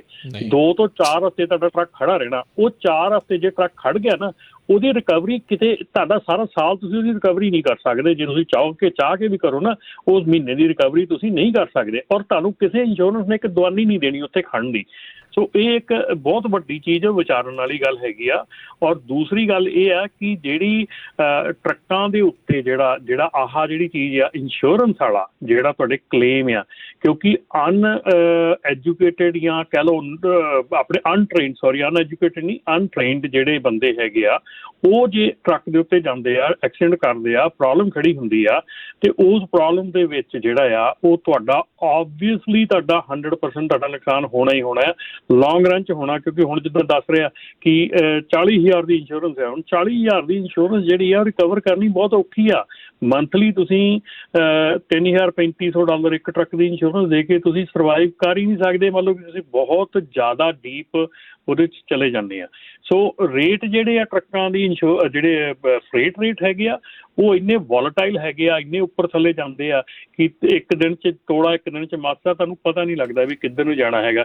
ਤੇ ਫਿਰ ਉਸ ਤੋਂ ਬਾਅਦ ਦੇ ਵਿੱਚ ਜਿਹੜੀ ਸਾਡੀ ਇੰਡਸਟਰੀ ਦੇ ਵਿੱਚ ਖਿੱਚਾਤਾਣ ਚੱਲ ਰਹੀ ਆ, ਡਿਸਪੈਚਰਾਂ 'ਚ, ਬ੍ਰੋਕਰਾਂ 'ਚ, ਤੇ ਜਿਹੜੇ ਉੱਤੋਂ ਫਰਾਡ ਚੱਲ ਰਹੇ ਹੈਗੇ ਆ, ਉਹ ਸਾਰਾ ਕੁਝ ਰਲਾ ਮਿਲਾ ਕੇ ਐਟ ਦਾ ਐਂਡ ਆਫ ਦਾ ਡੇ ਕੋਈ ਮਤਲਬ ਕਿ ਇਹ ਨਹੀਂ ਹੈਗਾ, ਜੇ ਸਮਝਦਾਰ ਤੁਸੀਂ ਅਕਲਮੰਦੀ ਨਾਲ ਕੰਮ ਨਹੀਂ ਕਰਦੇ ਤੇ ਇਹਦੇ 'ਚ ਪਾ ਲਾ ਕੇ ਕੁਝ ਨਹੀਂ ਆਉਂਦਾ ਐਂਡ ਦੇ ਵਿੱਚ ਜੀ। ਨਹੀਂ ਫਿਰ ਦੇਖੋ ਰਮਨ ਜੀ, ਜਦੋਂ ਇੱਦਾਂ ਕੁਝ ਹੋ ਜਾਂਦਾ ਆ ਤੇ ਜਦੋਂ ਪੈਸੇ ਪੂਰੇ ਕਰਨ ਲੱਗਦੇ ਆ ਤੇ ਫਿਰ ਤੁਸੀਂ ਕਾਰਨਰਸ ਕੱਟ ਕਰਨੇ ਆ, ਫਿਰ ਤੁਸੀਂ ਮੇਬੀ ਕੰਪਲਾਇੰਸ ਜਿਹੜੇ ਆ ਉਸ ਦੇ ਵਿੱਚ ਹੇਰਾਫੇਰੀ ਕਰੋਗੇ। ਰੀਸੈਂਟਲੀ 1-2 ਹਫ਼ਤੇ ਪਹਿਲਾਂ ਕੰਪਲੀਟ ਲੌਜਿਸਟਿਕਸ ਕੰਪਨੀ ਨੂੰ ਕੈਲੀਫੋਰਨੀਆ ਦੇ ਅਟਰਨੀ ਜਨਰਲ ਆ ਤੇ ਕਾਰਬ, ਉਹਨਾਂ ਨੇ ਜਿਹੜੀ ਕੰਪਲਾਇੰਸ ਦਾ ਜਿਹੜੇ ਆ ਉਹ ਉਸ ਦੇ ਉਲਟ ਦੇ ਵਿੱਚ ਪਾਇਆ ਸੀਗਾ। ਉਹਨਾਂ ਨੇ ਗਰਾਂਟਾਂ ਲੈ ਲਈਆਂ ਵੀ ਅਸੀਂ ਕਾਰਬ ਦੇ ਕੰਪਲਾਇੰਟ ਹੋਣਾ ਆ, ਉਹ ਗਰਾਂਟਾਂ ਨੂੰ ਵਰਤਿਆ ਨਹੀਂ, ਹੋਰ ਪਾਸੇ ਵਰਤ ਲਿਆ ਤੇ ਐਮਿਸ਼ਨ ਰਿਡਕਸ਼ਨ ਜਿਹੜੀ ਉਹਨਾਂ ਨੇ ਕੀਤੀ ਨਹੀਂ। ਤੇ ਫਿਰ ਕਈ ਸਾਲ ਦੀ ਜਾਂਚ ਤੋਂ ਬਾਅਦ ਦੇ ਵਿੱਚ ਕੁਝ ਹਫ਼ਤੇ ਪਹਿਲਾਂ $2.2 ਮਿਲੀਅਨ ਦਾ ਜੁਰਮਾਨਾ ਪਾਇਆ ਆ। $2.2 ਮਿਲੀਅਨ। ਹੁਣ ਕਿਹੜੀ ਕੰਪਨੀ ਫਿਰ ਚੱਲੂਗੀ ਵੀ ਇੱਦਾਂ? ਚਲੋ ਠੀਕ ਆ, ਹੋਣਗੇ ਤੁਹਾਡੇ ਕੋਲ ਜ਼ਿਆਦਾ ਪੈਸੇ ਹੋਣਗੇ, ਬਾਅਦ ਦੇ ਵਿੱਚ ਇੱਕ ਕੀਤੀ ਹੋਈ ਜਿਹੜੀ ਗਲਤੀ ਆ ਉਹ ਕਿੱਥੇ ਜਿਹੜੀ ਉਹ ਜਾ ਪੈਂਦੀ, ਫਿਰ ਹੋਣੀ ਤਾਂ ਬੈਂਕਰਪਸੀ ਹੋਈ ਆ ਨਾ, ਤੇ ਕਈਆਂ ਦੀ ਜੌਬ ਜਿਹੜੀ ਆ ਉਹ ਵੀ ਨਾਲ ਜਾਣੀ ਆ, ਤੇ ਬਾਅਦ ਦੇ ਵਿੱਚ ਹੋਣਾ ਕੀ ਆ ਤੁਹਾਡੇ ਨਾਲ, ਤੁਸੀਂ ਆਪ ਜਿਹੜਾ ਉਹ ਸੋਚ ਲਓ। ਸੋ ਪੁੱਠੇ ਕੰਮ ਜਿਹੜੇ ਆ ਇੱਦਾਂ ਦੇ ਜਦੋਂ ਅੱਡੀਆਂ ਚੱਕ ਕੇ ਫਾਹੇ ਲੈਣ ਵਾਲੀ ਗੱਲ ਜਿਹੜੀ ਉਹ ਬਣ ਜਾਂਦੀ ਆ ਵੀ ਜਾਣ ਬੁੱਝ ਕੇ ਫਿਰ ਤੁਸੀਂ ਇੱਦਾਂ ਦਾ ਕੰਮ ਕਰਦੇ ਆ, ਤੇ ਫਿਰ ਤੁਸੀਂ ਫਿਰ ਕਾਨੂੰਨ ਨੂੰ ਜਿਹੜਾ ਉਹ ਤੋੜਨਾ ਹੀ ਤੋੜਨਾ ਆ, ਤੇ ਕਾਨੂੰਨ ਤੋੜੂਗੇ ਤੇ ਫਿਰ eventually it's going to catch up to you. ਉਹ ਤੁਹਾਡੇ ਮਗਰ ਜਿਹੜਾ ਉਹਨੇ ਆਉਣਾ ਹੀ ਆਉਣਾ ਆ, ਤੇ ਜਦੋਂ ਫੜ ਹੋਣਾ ਤੇ ਫਿਰ ਸਾਰਾ ਕੁਛ ਹੀ ਜਿਹੜਾ ਉਹ ਤਬਾਹ ਹੋਣਾ ਆ। ਸੋ ਭਾਈ ਬਚ ਕੇ ਰਹੋ। ਅੱਛਾ, ਆਪਾਂ ਇਸ ਤੋਂ ਅੱਗੇ ਚੱਲੀਏ। ਇਸ ਤੋਂ ਪਹਿਲਾਂ ਆਪਾਂ ਜਿਹੜੀ ਖਬਰ ਹੈਗੀ ਡਿਸਕਸ ਕਰ ਲਈਏ, ਮੁੜ ਕੇ ਟਾਈਮ ਥੋੜਾ ਰਹਿ ਜਾਣਾ ਜੀ। ਜਿਹੜੀ ਆਪਣੀ AB5 ਹੈਗਾ ਆ, AB5 ਜਿਹੜੀ ਹੁਣ ਲਾਸਟ ਹੋਪ ਜਿਹੜੀ ਹੈਗੀ ਆ, ਉਹ ਇਸ ਵੇਲੇ ਜਿਹੜੀ ਕੈਲੀਫੋਰਨੀਆ ਟਰੱਕਿੰਗ ਐਸੋਸੀਏਸ਼ਨ ਵੱਲੋਂ CTA ਵੱਲੋਂ ਸੁਪਰੀਮ ਕੋਰਟ ਦੇ ਵਿੱਚ ਪਟੀਸ਼ਨ ਜਿਹੜੀ ਉਹ ਦਾਇਰ ਕਰ ਦਿੱਤੀ ਗਈ ਆ, ਇਹ ਦੇਖਣ ਦੇ ਵਾਸਤੇ ਕਿ ਇਹ ਜੇ ਸੁਪਰੀਮ ਕੋਰਟ ਇਸ ਕੇਸ ਨੂੰ ਸੁਣਦੀ ਆ ਕਿ ਨਹੀਂ ਸੁਣਦੀ। ਸੋ ਇਸ ਵੇਲੇ ਬਿਲਕੁਲ ਜਿਹੜੀ ਆ ਐਂਡ ਪੋਜੀਸ਼ਨ ਆਈ ਹੋਈ ਆ AB5 the. So AB5 the and position ਤੋਂ ਬਾਅਦ ਦਾ ਜਿਹੜਾ ਕੰਮ ਹੈਗਾ, ਤੁਸੀਂ ਇਹ ਹਿਸਾਬ ਲਾ ਲਓ ਕਿ ਰਾਜਕਰਨ ਜਿਹੜੀ ਮਤਲਬ ਕਿ ਹਿਸਟਰੀ ਹੈਗੀ ਆ ਉਹ ਇਹ ਹੈਗੀ ਆ ਕਿ ਮੈਕਸੀਮਮ 2% ਕੇਸ ਜਿਹੜੇ ਆ ਇੱਦਾਂ ਦੇ ਜਿਹੜੇ ਕਿ ਸੁਪਰੀਮ ਕੋਰਟ ਆ ਉਹ ਲੈਂਦੀ ਆ, ਸੁਣਦੀ ਆ। ਸੋ 2% ਦੀ ਇਸ ਵੇਲੇ ਆਪਾਂ ਨੂੰ ਆਸ ਆ ਕਿ ਜਿਹੜਾ AB5 ਹੈਗਾ ਆ ਉਹਦੇ ਬਾਰੇ ਦੇ ਵਿੱਚ ਸੁਪਰੀਮ ਕੋਰਟ ਉਹਨੂੰ ਸੁਣੂਗੀ। ਸੋ 98% ਇਹ ਆ ਕਿ ਪ੍ਰੋਬੇਬਲੀ ਡਿਨਾਇਲ ਆ ਕਿ ਨਹੀਂ ਲੈਣਾ ਉਹਨਾਂ ਨੇ ਕੇਸ, ਠੀਕ ਆ। ਸੋ ਮੈਂ ਥੋੜ੍ਹਾ ਜਿਹਾ ਪਰਸਪੈਕਟਿਵ ਦੱਸ ਦਿਆਂ ਇਹਦਾ ਕਿ AB5 ਦੇ ਉੱਤੇ ਬਹੁਤ ਜ਼ਿਆਦੀਆਂ ਸਟੇਟਾਂ ਦੀਆਂ ਨਜ਼ਰਾਂ ਹੈਗੀਆਂ, ਕਿਉਂਕਿ AB5 ਜੇ ਲਾਗੂ ਹੁੰਦਾ ਤੇ ਸਾਰੀਆਂ ਸਟੇਟਸ ਜਿਹੜੀਆਂ ਇਹਨੂੰ ਲਾਗੂ ਕਰਨਗੀਆਂ ਉਹਨਾਂ ਨੂੰ ਮੋਨੀਟਰੀ ਬਹੁਤ ਬੈਨੀਫਿਟ ਹੁੰਦਾ, ਮਨੀ ਵੱਲੋਂ ਬਹੁਤ ਬੈਨੀਫਿਟ ਹੈ। ਕਿਉਂਕਿ ਪੇਰੋਲ ਟੈਕਸਿਸ, ਹੋਰ ਟੈਕਸਿਸ ਸਾਰੇ ਜਿਹੜੇ ਆ ਉਹ AB5 ਦੇ ਲਾਗੂ ਹੋਣ ਤੋਂ ਬਾਅਦ ਸਟੇਟਸ ਨੂੰ ਬਣਨੇ ਸ਼ੁਰੂ ਹੋਣੇ ਆ। ਸੋ ਬਹੁਤ ਸਟੇਟਸ ਜਿਹੜੀਆਂ ਹੈਗੀਆਂ ਇਹਦੇ ਲਾਗੂ ਹੋਣ ਵੱਲ ਨੂੰ ਕੰਮ ਕਰ ਰਹੀਆਂ ਹੈਗੀਆਂ। ਜੇ ਬਾਈਡਨ ਪ੍ਰਸ਼ਾਸਨ ਦੀ ਗੱਲ ਕਰੀਏ ਤੇ ਇਸ ਸਾਲ ਦੇ ਸ਼ੁਰੂ ਦੇ ਵਿੱਚ ਵੀ ਤੇ ਇਸ ਸਾਲ ਦੇ ਮਿਡ ਦੇ ਵਿੱਚ ਵੀ ਉਹਨਾਂ ਨੇ ਇਸ AB5 ਨੂੰ ਫੈਡਰਲ ਲੈਵਲ ਤੇ ਲਾਗੂ ਕਰਨ ਦੀ ਵੀ ਕਵਾਇਦ ਜਿਹੜੀ ਆ ਜਾਂ ਕੋਸ਼ਿਸ਼ ਜਿਹੜੀ ਆ ਉਹ ਸ਼ੁਰੂ ਕਰ ਦਿੱਤੀ ਆ, ਕਿਉਂਕਿ ਇਹ ਪ੍ਰੋ ਐਕਟ ਦੇ ਵਿੱਚ ਵੀ ਇਹ ਵਾਲਾ AB5 ਸ਼ਾਮਲ ਆ। ਸੋ ਜੇ ਪ੍ਰੋ ਐਕਟ ਜਿਹੜਾ ਆ ਉਹ ਥਰੂ ਹੁੰਦਾ ਆ ਤਾਂ ਉਹਦੇ ਵਿੱਚ AB5 ਫੈਡਰਲ ਲੈਵਲ ਤੇ ਥਰੂ ਹੋ ਜਾਣਾ ਆ। ਸੋ ਫਿਰ ਪ੍ਰੋਬਲਮ ਜਿਹੜੀ ਆ ਆਪਾਂ ਫਿਰ ਤੋਂ ਉਹੀ ਗੱਲ ਕਰਦੇ ਆ ਕਿ ਤੁਸੀਂ ਇਹ ਨਾ ਸੋਚੋ ਕਿ AB5 ਜੇ ਲਾਗੂ ਨਹੀਂ ਹੋਇਆ ਤੇ ਅਸੀਂ ਬਚ ਜਾਵਾਂਗੇ। AB5 ਜਿਹੜਾ ਆ ਉਹ ਜੇ ਤੁਸੀਂ ਇਸ ਵੇਲੇ ਕੋਈ ਵੀ ਟਰੱਕਿੰਗ ਕੰਪਨੀ ਜਿਹੜੀ ਆ ਉਹ ਲੀਜ਼ ਓਨਰ ਆਪਰੇਟਰ ਚਲਾ ਰਹੀ ਹੈਗੀ ਆ, ਉਹਨਾਂ ਨੂੰ ਆਪਣਾ ਬਿਜ਼ਨਸ ਮਾਡਲ ਚੇਂਜ ਕਰਨ ਦੀ ਲੋੜ ਹੈ। ਸੋ ਪਲੀਜ਼ ਇਹ 'ਤੇ ਧਿਆਨ ਦਿਓ। ਜੇ ਤੁਸੀਂ ਕਿਸੇ ਵੀ ਟਰੱਕਿੰਗ ਕੰਪਨੀ ਨੂੰ ਇਹ ਹਦਾਇਤ ਆ ਕਿ ਜੇ ਉਹ ਲੀਜ਼ ਓਨਰ ਆਪਰੇਟਰ ਚਲਾ ਰਹੀ ਆ, ਲੀਜ਼ ਟ੍ਰੇਲਰ ਕੀਤਾ ਆ, ਲੀਜ਼ ਟਰੱਕ ਕੀਤਾ ਆ, ਲੀਜ਼ ਟੂ ਓਨ ਕੰਮ ਆ, ਕੁਛ ਵੀ ਇੱਦਾਂ ਦਾ ਕੰਮ ਹੈਗਾ ਉਹਦੇ 'ਤੇ ਬਿਲਕੁਲ ਧਿਆਨ ਦਿਓ। ਆਪਣਾ ਜਿਹੜਾ ਬਿਜ਼ਨਸ ਮਾਡਲ ਹੈਗਾ ਉਹਨੂੰ ਚੇਂਜ ਕਰਨ ਦੀ ਕਵਾਇਦ ਜਾਂ ਕੋਸ਼ਿਸ਼ ਸ਼ੁਰੂ ਕਰ ਦਿਓ, ਕਿਉਂਕਿ ਇਹ ਜਿਹੜਾ AB5 ਹੈਗਾ ਵਨ ਵੇ ਔਰ ਅਨਦਰ ਇਹ ਜਿਹੜਾ ਆ ਤੁਹਾਨੂੰ ਇਫੈਕਟ ਕਰਨਾ ਹੈਗਾ, ਆਉਣਾ ਹੈਗਾ। ਜਿਹੜਾ ਇੰਡੀਪੈਂਡੈਂਟ ਓਨਰ ਆਪਰੇਟਰ ਹੈਗਾ, ਜਿਹੜਾ ਮਲਟੀਪਲ ਬ੍ਰੋਕਰਸ ਦੇ ਨਾਲ ਕੰਮ ਕਰਦਾ, ਮਲਟੀਪਲ ਕੰਮ ਕਰ ਰਿਹਾ ਹੈਗਾ, ਉਹਦੇ ਲਈ ਐਡੀ ਪ੍ਰੋਬਲਮ ਨਹੀਂ ਹੈਗੀ। ਜਿਹੜਾ real actual genuine owner operator ਹੈਗਾ ਉਹਦੀਆਂ ਐਗਜ਼ੰਪਸ਼ਨਸ ਹੈਗੀਆਂ, ਜੇ ਉਹ ਫਾਲੋ ਅਪ ਕਰਦੇ ਉਹ ਐਗਜ਼ੰਪਟ ਹੋ ਸਕਦੇ ਆ, ਪਰ ਤੁਹਾਨੂੰ ਬਹੁਤ ਧਿਆਨ ਦੇਣ ਦੀ ਲੋੜ ਹੈਗੀ ਆ ਇਹਨਾਂ ਚੀਜ਼ਾਂ ਦੇ ਉੱਤੇ। ਸੋ ਪਲੀਜ਼ AB5 ਜਿਹੜਾ ਹੈਗਾ ਇਸ ਵੇਲੇ ਸਿਰਫ ਆਪਣੇ ਕੋਲ 2% ਚਾਂਸ ਹੈਗੇ ਆ ਕਿ ਸੁਪਰੀਮ ਕੋਰਟ ਇਹਨੂੰ ਲੈ ਲਵੇ। ਜੇ ਸੁਪਰੀਮ ਕੋਰਟ ਨੇ ਇਹਨੂੰ ਨਾ ਸੁਣਿਆ ਇਹ ਰਾਈਟ ਵੇ ਲਾਗੂ ਹੋਣਾ ਆ। ਸੋ ਇਹਦੇ ਉੱਤੇ ਜਿਹੜੀ ਆਪਣੀਆਂ EDD ਆ, ਜਿਹੜੀ ਆਪਣੀ ਵਰਕਰਸ ਕੰਪ ਇੰਸ਼ੋਰੈਂਸ ਆ, ਜਿਹੜੀ ਆਪਣੀਆਂ ਸਿਟੀ ਸਟੇਟ ਜਿਹੜੀਆਂ ਆਪਣੀਆਂ ਆਪਣੇ ਸਿਟੀ ਦੇ ਆਫਿਸਸ ਹੈਗੇ ਆ ਉਹ, ਤੇ ਬਹੁਤ ਏਜੰਸੀਜ਼ ਜਿਹੜੀਆਂ ਇਹਨੂੰ ਲਾਗੂ ਕਰਨ ਤੇ ਜੁਟ ਜਾਣਗੀਆਂ। ਸੋ ਪਲੀਜ਼ ਇੱਕ ਵੇਟ ਨਾ ਕਰੋ ਵੀ ਉਹ 2% ਦੀ, ਆਪਣੇ ਬਿਜ਼ਨਸ ਮਾਡਲ ਨੂੰ ਚੇਂਜ ਕਰਨ ਦੀ ਕੋਸ਼ਿਸ਼ ਸ਼ੁਰੂ ਕਰ ਦਿਓ। ਜੀ ਜੀ, ਆਪਾਂ ਅਗਲੇ ਜਿਹੜੇ ਕਾਲਰਸ ਉਹਨਾਂ ਨਾਲ ਗੱਲ ਕਰਦੇ ਹਾਂ। ਬੂਟਾ ਸਿੰਘ ਜੀ। ਹਾਂਜੀ, ਰਾਜਕਾਰੀ ਜੀ ਤੇ ਰਮਨ ਜੀ ਤੇ ਪੰਜਾਬੀ ਰੇਡੀਓ ਦੇ ਸਾਰੇ ਸੁਣਨ ਵਾਲੇ ਸਰੋਤਿਆਂ ਨੂੰ ਵਾਹਿਗੁਰੂ ਜੀ ਦਾ ਖਾਲਸਾ, ਵਾਹਿਗੁਰੂ ਜੀ ਕੀ ਫਤਿਹ ਜੀ। ਖਾਲਸਾ, ਵਾਹਿਗੁਰੂ ਜੀ ਕੀ ਫਤਿਹ ਜੀ। ਅੱਛਾ ਜੀ, ਗੱਲ ਇਹ ਆ ਵੀ ਅੱਗੇ ਇੱਕ ਬਾਈ ਜੀ ਕਹਿ ਕੇ ਗਏ ਸੀਗੇ ਵੀ ਇੱਕ ਦੂਜੇ ਨੂੰ ਗਾਲੋ ਗਾਲੀ ਹੁੰਦੇ ਆ, ਪੇਸ਼ੈਂਸ ਨਾਲ ਭੋਰਾ ਨਹੀਂ ਰੱਖਦੇ, ਭੋਰਾ ਵੀ। ਤੇ ਹੁਣ ਕਾਰਾਂ ਵਾਲੇ ਵੀ ਨਾ ਉਹਨਾਂ ਦਾ ਵੀ ਇਹ ਹਾਲ ਆ। ਕੱਲ ਪਰਸੋਂ ਚੌਥੇ ਇੱਕ ਬੁੜੀ ਨੇ ਮੇਰੇ 'ਚ ਮਾਰੀ ਤੇ ਜਮਾਂ ਮੈਂ ਅਖੀਰ ਤੇ ਰਾਈਟ ਟਰਨ ਸਿਗਨਲ ਦਿੱਤਾ ਤੇ ਲਿਆ ਕੇ ਪਿਛਲੇ ਮੇਰੇ ਟਾਇਰ 'ਚ ਲਾ ਤੀ ਤੇ ਪੁਲਿਸ ਵਾਲੇ ਨੇ ਟਿਕਟ ਉਹਨੂੰ ਬਣਦੀ ਸੀ ਤੇ ਨਾ ਮੈਨੂੰ ਦਿੱਤੀ ਨਾ ਉਹਨੂੰ, ਹੈ ਨਾ। ਅੱਜ ਫਿਰ ਹੁਣ ਜਦੋਂ ਮੈਂ ਤੁਹਾਨੂੰ ਕਾਲ ਕਰੀ ਜਾਂਦਾ ਸੀ ਤੇ ਮੈਂ ਸਿਗਨਲ ਦਿੱਤਾ, ਲੈਫਟ ਹਾਰਨ ਮਾਰਨੀ ਆ ਤੇ ਮੇਰਾ ਅੰਦਰ ਦੀ ਫੇਰ ਕਰ ਲਈ ਗੱਡੀ, ਨਾਲੇ ਉੱਧਰ ਜਗ੍ਹਾ ਨਹੀਂ, ਦੂਜੇ ਪਾਸੋਂ ਆਉਂਦੇ ਹੀ ਆ 1 ਵੇ।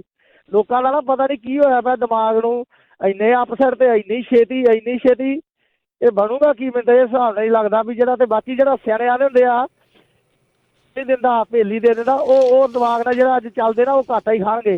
ਜਿਵੇਂ ਟਰੱਕਾਂ ਵਾਲੇ ਮਹਿੰਗੇ ਟਰੱਕ ਲਈ ਜਾਂਦੇ, ਟਰੇਲੇ ਲਈ ਜਾਂਦੇ ਆ ਤੇ ਵਿਆਜ ਵੀ ਮਹਿੰਗਾ ਤੇ ਕੰਮ ਵੀ ਹੌਲੀ ਇਹ ਸਦਾ ਨਹੀਂ ਰਹਿਣੇ। ਤਾਂ ਜਿਵੇਂ ਬਾਈ ਜੀ ਕਹਿੰਦੇ ਸੀ ਵੀ 1 ਮਹੀਨੇ 2 ਮਹੀਨੇ ਲੇਟ ਮਿਲ ਗਏ ਤੇ ਮੁੜ ਕੇ ਸਾਰਾ ਸਾਲ ਤਾਂ ਮਿਲਦੇ ਨਹੀਂ।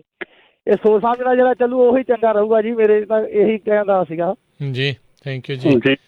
ਥੈਂਕ ਯੂ ਜੀ। ਤੇ ਇਹ ਇੱਕ ਭਾਈ ਸਾਹਿਬ ਉਹਨਾਂ ਦੀ ਗੱਲ ਦੇ ਨਾਲ ਮੈਂ ਮਿਲਦੀ ਜੁਲਦੀ ਗੱਲ ਕਰਦੇ ਹਾਂ ਕਿ ਬਿਲਕੁਲ ਸਹੀ ਗੱਲ ਹੈਗੀ ਆ। ਤੁਸੀਂ ਇਸ ਵੇਲੇ ਆਪਣੇ ਟਰੱਕ ਦੇ ਵਿੱਚ ਚਾਹੇ ਤੁਸੀਂ ਕਿਸੇ ਵੀ ਸਾਈਜ਼ ਦੀ ਕੰਪਨੀ ਹੈਗੇ ਆ, ਚਾਹੇ 1 ਟਰੱਕ ਹੈਗੇ ਆ, ਚਾਹੇ 100 ਟਰੱਕ ਹੈਗੇ ਆ, ਜਿਹੜੇ ਇਸ ਵੇਲੇ ਡੈਸ਼ ਕੈਮ ਹੈਗੇ ਆ ਉਹ ਬਹੁਤ ਜ਼ਿਆਦਾ ਜ਼ਰੂਰੀ ਹੋ ਚੁੱਕੇ ਆ। ਤੁਹਾਨੂੰ ਡੈਸ਼ ਕੈਮ ਲਵਾਉਣੇ ਚਾਹੀਦੇ ਆ ਕਿਉਂਕਿ ਗਲਤੀ ਹਮੇਸ਼ਾ ਟਰੱਕ ਦੀ ਨਹੀਂ ਹੁੰਦੀ। ਮੈਜੋਰਟੀ ਟਾਈਮ 90% ਜਿਹੜੀਆਂ ਗਲਤੀਆਂ ਹੁੰਦੀਆਂ ਉਹ ਛੋਟੀਆਂ ਗੱਡੀਆਂ ਦੀਆਂ ਹੁੰਦੀਆਂ, ਪਰ ਜੇ ਤੁਹਾਡੇ ਕੋਲ ਕੋਈ ਪ੍ਰੂਫ ਨਹੀਂ ਹੈਗਾ ਤੇ ਤੁਹਾਡੀ ਗਲਤੀ ਮੰਨੀ ਜਾਣੀ ਹੈ। ਸੋ ਪਲੀਜ਼ ਜਿੱਥੇ ਵੀ ਕੋਸ਼ਿਸ਼ ਹੈਗੀ ਆ, ਜਿਹੜੀ ਵੀ ਸਾਈਜ਼ ਦੀ ਕੰਪਨੀ ਹੈਗੀ ਹੈ, ਡੈਸ਼ ਕੈਮ ਜਿਹੜਾ ਆਪਣਾ ਜ਼ਰੂਰ ਡਰਾਈਵਰ ਫੇਸਿੰਗ ਤੇ ਆਪਣਾ ਰੋਡ ਫੇਸਿੰਗ ਦੋਨੋਂ ਸਾਈਡ ਜ਼ਰੂਰ ਲਵਾਓ। ਜੀ ਜੀ ਬਿਲਕੁਲ। ਇਨਫੈਕਟ ਅੱਜ ਦੇ ਜ਼ਮਾਨੇ ਦੇ ਵਿੱਚ ਇਕੱਲਾ ਟਰੱਕਾਂ ਵਾਲੇ ਕੀ ਸਾਰੀਆਂ ਗੱਡੀਆਂ ਵਾਲਿਆਂ ਨੂੰ ਲਵਾਉਣਾ ਚਾਹੀਦਾ। ਬਹੁਤ ਜ਼ਿਆਦਾ ਜਿਹੜੇ ਆ ਇਹ ਸਾਰੇ ਪਾਸੇ ਇੱਦਾਂ ਦਾ ਕੰਮ ਜਿਹੜਾ ਉਹ ਵਧੀਆ ਹੈਗਾ ਆ। ਕੱਲ੍ਹ ਨੂੰ ਫਿਰ ਉਂਗਲਾਂ ਜਿਹੜੀਆਂ ਉਹ ਚੱਕਦੇ ਆ। ਅੱਜ ਕੱਲ੍ਹ ਗੱਲਾਂ 'ਤੇ ਵਿਸ਼ਵਾਸ, ਜ਼ਬਾਨ 'ਤੇ ਤਾਂ ਵਿਸ਼ਵਾਸ ਹੁਣ ਕਿਸੇ ਦਾ ਰਿਹਾ ਨਹੀਂ ਆ, ਵੀਡੀਓ 'ਤੇ ਵਿਸ਼ਵਾਸ ਆ। ਸੋ ਭਾਈ ਉਹ ਆਪਣੇ ਆਪ ਦੀ ਸੇਫਟੀ ਲਈ ਇਹ ਸਾਰੀਆਂ ਚੀਜ਼ਾਂ ਜਿਹੜੀਆਂ ਉਹ ਰੱਖੋ। ਆਪਣੇ ਅਗਲੇ ਕਾਲਰ ਨੇ ਪਰਮਜੀਤ ਜੀ, ਸਤਿ ਸ਼੍ਰੀ ਅਕਾਲ। ਹੈਲੋ, ਹਾਂਜੀ ਸਤਿ ਸ਼੍ਰੀ ਅਕਾਲ ਜੀ। ਸਤਿ ਸ਼੍ਰੀ ਅਕਾਲ ਜੀ। ਭਾਈ ਮੈਂ ਨਾ 2 ਮਹੀਨੇ ਪਹਿਲਾਂ ਡਰਾਈਵਿੰਗ ਸ਼ੁਰੂ ਕੀਤੀ ਤੇ 1 ਮਹੀਨੇ ਬਾਅਦ ਮੇਰੇ ਕੋਲ ਐਕਸੀਡੈਂਟ ਹੋ ਗਿਆ ਜੀ। ਤੇ ਐਕਸੀਡੈਂਟ ਹੋਣ ਪਿੱਛੋਂ ਜਿਨ੍ਹਾਂ ਦਾ ਟਰੱਕ ਚਲਾਉਂਦਾ ਸੀ ਉਹਨਾਂ ਨੇ ਕਿਸੇ ਦੀਆਂ ਪਲੇਟਾਂ ਲੈ ਕੇ ਟਰੱਕ ਚਲਾਉਂਦੇ ਸੀ, ਉਹ ਯਾਨੀ ਕਿ ਓਨਰ ਆਪਰੇਟਰ ਸਨ। ਤੇ ਮੈਨੂੰ ਨਾ ਤਾਂ ਕੋਈ ਮੇਰਾ ਇਲਾਜ ਕਰਨ ਦੇ, ਨਾ ਕੋ ਕਹਿੰਦੇ ਵੀ ਅਸੀਂ ਕਰ ਲਾਂਗੇ, ਨਾ ਮੈਂ ਕੋਈ ਵਰਕ ਕੰਪਨਸੇਸ਼ਨ ਲਾਉਣ ਜੋਗਾ। ਤੇ ਪਰਸੋਂ ਨੂੰ ਮੈਂ ਆਪਰੇਸ਼ਨ ਕਰਾਇਆ ਤੇ ਮੈਨੂੰ ਨਾ ਤਾਂ ਕੋਈ ਫੋਨ ਕਰਦਾ, ਨਾ ਮੈਨੂੰ ਮੇਰਾ ਕੋਈ ਇਲਾਜ ਕਰਾਉਂਦੇ। ਇਹਦੇ ਵਾਸਤੇ ਮੈਨੂੰ ਕੋਈ ਸੁਝਾਅ, ਕੋਈ ਸਲਾਹ ਦਿੱਤੀ ਜਾਵੇ ਤਾਂ ਕਿ ਮੈਂ ਉਹਨਾਂ ਨੂੰ ਸੋਚਣਾ ਚਾਹੀਦਾ ਆਪਣੇ ਆਪ। ਚਾਹੇ ਉਹ ਓਨਰ ਆਪਰੇਟਰ ਆ, ਉਹ ਪਲੇਟਾਂ ਕਿਸੇ ਦੀਆਂ ਲੈ ਕੇ ਚਲਾਉਂਦੇ, ਮੈਂ ਕਿਹਾ ਵਰਕ ਕੰਪਨਸੇਸ਼ਨ 'ਚ ਪਾ ਦਿਓ। ਉਹ ਜਿਹੜੀਆਂ ਪਲੇਟਾਂ ਸੀ ਉਹਨੇ ਗੋਂਗਲੋਂ ਤੋਂ ਮਿੱਟੀ ਝਾੜ ਦਿੱਤੀ। ਉਹ ਉਹਨਾਂ ਨੂੰ ਕਹਿੰਦਾ ਓਨਰ ਆਪਰੇਟਰ ਨੂੰ ਵੀ ਇਹ ਤੁਹਾਡਾ ਮਸਲਾ, ਮੇਰਾ ਕੋਈ ਮਸਲਾ ਨਹੀਂ। ਸਰ ਮੈਂ ਕਿੱਧਰ ਨੂੰ ਜਾਵਾਂ, ਮੈਨੂੰ ਸਮਝ ਨਹੀਂ ਲੱਗਦੀ। ਤੁਹਾਡਾ ਲਾਇਸੈਂਸ ਕਿੰਨਾ ਪੁਰਾਣਾ ਹੈ ਜੀ? ਮੇਰੇ ਕੋਲ 20 ਲਾਇਸੈਂਸ ਸੀਗਾ। 20 ਤੋਂ ਬਾਅਦ ਮੈਂ 2 ਮਹੀਨੇ ਹੋ ਗਿਆ ਮੈਂ ਇਹ ਕਰਾਇਆ ਸੀ ਤੁਹਾਡੇ ਕੋਲ ਮਤਲਬ ਕਿ ਬੱਸ ਦਾ ਲਾਇਸੈਂਸ ਸੀਗਾ ਪਹਿਲਾਂ? ਨਹੀਂ, ਮੈਂ ਡੰਪਰ ਟਰੱਕ ਚਲਾਉਂਦਾ ਸੀ। ਓਕੇ। ਤੇ ਉਸ ਤੋਂ ਬਾਅਦ ਮੈਂ ਕਿਹਾ ਚੱਲ ਸਾਰੇ ਇਸ ਲਾਈਨ ਨੂੰ ਜਾਂਦੇ, ਮੈਂ ਵੀ ਇਹ ਕਰਾ ਲੈਣਾ। ਇਹ ਕਰਾ ਕੇ ਮੈਂ ਉੱਧਰ ਨੂੰ ਗਿਆ। ਐਜ ਏ ਡਰਾਈਵਿੰਗ ਮੇਰੀ ਗੁੱਡ ਸੀ। ਜਿਹੜਾ ਓਨਰ ਆਪਰੇਟਰ ਦਾ ਭਰਾ ਸੀ ਉਹ ਬੜਾ ਹਰਾਮੀ ਸੀ। ਉਹ ਦਿਨ ਰਾਤ ਸੁੱਤਾ ਰਿਹਾ ਤੇ ਸਵੇਰੇ ਨੂੰ ਮੇਰੇ 4 ਵਜੇ ਜਾ ਕੇ ਮੈਨੂੰ ਨਿੰਦਰ ਆ ਗਈ, ਟਰੱਕ ਪਲਟ ਗਿਆ। ਜੀ ਜੀ ਮੈਂ ਲਗਾਤਾਰ ਟਰੱਕ ਚਲਾਇਆ। ਸੱਚਾਈ ਹੈ ਇਹਦੇ 'ਚ। ਜੀ ਹਾਂਜੀ। ਇਹਦੇ 'ਚ ਵੀਰ ਜੀ ਤੁਹਾਡੀ ਪਹਿਲੀ ਤੇ ਗੱਲ ਇਹ ਹੈ ਕਿ ਤੁਸੀਂ 1099 ਤੇ ਸੀਗੇ ਜਾਂ ਕਿ ਤੁਸੀਂ ਆਪਣੇ ਉਹਦੇ ਤੇ ਸੀਗੇ W2? ਉਹਨੇ ਮੈਂ ਮਹੀਨਾ ਹੀ ਕੰਮ ਕੀਤਾ, ਚੈੱਕ ਹੀ ਦਿੱਤਾ ਉਹਨਾਂ ਨੇ 7200 ਦਾ। ਨਹੀਂ 1099 ਦਾ ਦਿੱਤਾ ਸੀਗਾ ਕਿ W2 ਦਾ ਦਿੱਤਾ ਸੀ? 1099 ਦਾ। ਠੀਕ ਹੈ, ਪਾਵਾਂਗੇ ਜੀ। ਬਿਲਕੁਲ। ਉਹ ਤੁਸੀਂ ਜਿਹੜਾ ਆ ਸਟੇਟ ਫੰਡ ਨੂੰ ਕਾਲ ਕਰਕੇ ਆਪਣਾ ਕਲੇਮ ਫਾਈਲ ਕਰ ਸਕਦੇ ਹੈਗੇ ਆ, ਕਿਉਂਕਿ ਤੁਸੀਂ ਜਿਹੜੇ ਜੌਬ ਤੇ ਲੱਗੇ ਹੈਗੇ ਆ, ਤੁਹਾਨੂੰ ਉਹਨਾਂ ਨੂੰ ਫਰਜ਼ ਬਣਦਾ ਹੈਗਾ ਤੁਹਾਨੂੰ W2 ਆਫਰ ਕਰਨ ਦਾ। ਜਿਹਨੇ ਨਹੀਂ ਕੀਤੀ, ਤੁਸੀਂ ਸਟੇਟ ਫੰਡ ਦੇ ਨਾਲ ਕਲੇਮ ਆਪਣਾ ਜਿਹੜਾ ਖੋਲ ਸਕਦੇ ਜਾ ਕੇ, ਤੇ ਤੁਸੀਂ ਲੇਬਰ ਕੋਰਟ ਦੇ ਵਿੱਚ ਵੀ ਆਪਣਾ ਜਿਹੜਾ ਕੇਸ ਹੈਗਾ ਉਹ ਦਾਇਰ ਕਰ ਸਕਦੇ ਹੈਗੇ ਆ। 2 ਆਪਸ਼ਨਾਂ ਹੈਗੀਆਂ। ਜਿਹੜੀ ਸਟੇਟ ਫੰਡ ਹੈਗੀ ਆ ਉਹ ਇਹੋ ਜਿਹੇ ਕੇਸ ਜਿਹੜੇ ਲੈਂਦੀ ਹੈਗੀ ਆ, ਤੁਸੀਂ ਉਹਨਾਂ ਦੇ ਕੋਲ ਆਪਣਾ ਕੇਸ ਫਾਈਲ ਕਰ ਸਕਦੇ ਆ। ਉਹ ਤੁਹਾਡੇ ਜਿਹੜੇ ਐਕਸਪੈਂਸ ਹੈਗੇ ਆ ਉਹ ਸਾਰੇ ਦੇਣਗੇ ਤੇ ਉਸ ਤੋਂ ਬਾਅਦ ਜਿਹੜੇ ਆ ਉਹ ਕੰਪਨੀ ਕੋਲੋਂ ਆਪ ਦੇ ਆਪ ਉਹ ਰਿਕਵਰ ਕਰਨਗੇ ਜੀ। ਤੇ ਇੱਕ ਦੇਖੋ ਹੁਣ ਇਸ ਚੀਜ਼ ਦੇ ਵਿੱਚ ਸਾਰਿਆਂ ਦੇ ਸਾਹਮਣੇ ਆ ਵੀ 1099 ਤੇ W2 ਦਾ ਕੀ ਫਾਇਦਾ, ਕੀ ਨੁਕਸਾਨ ਜਿਹੜਾ ਉਹ ਤੁਹਾਡੇ ਲਈ ਜਿਹੜਾ ਉਹ ਹੋ ਸਕਦਾ ਆ।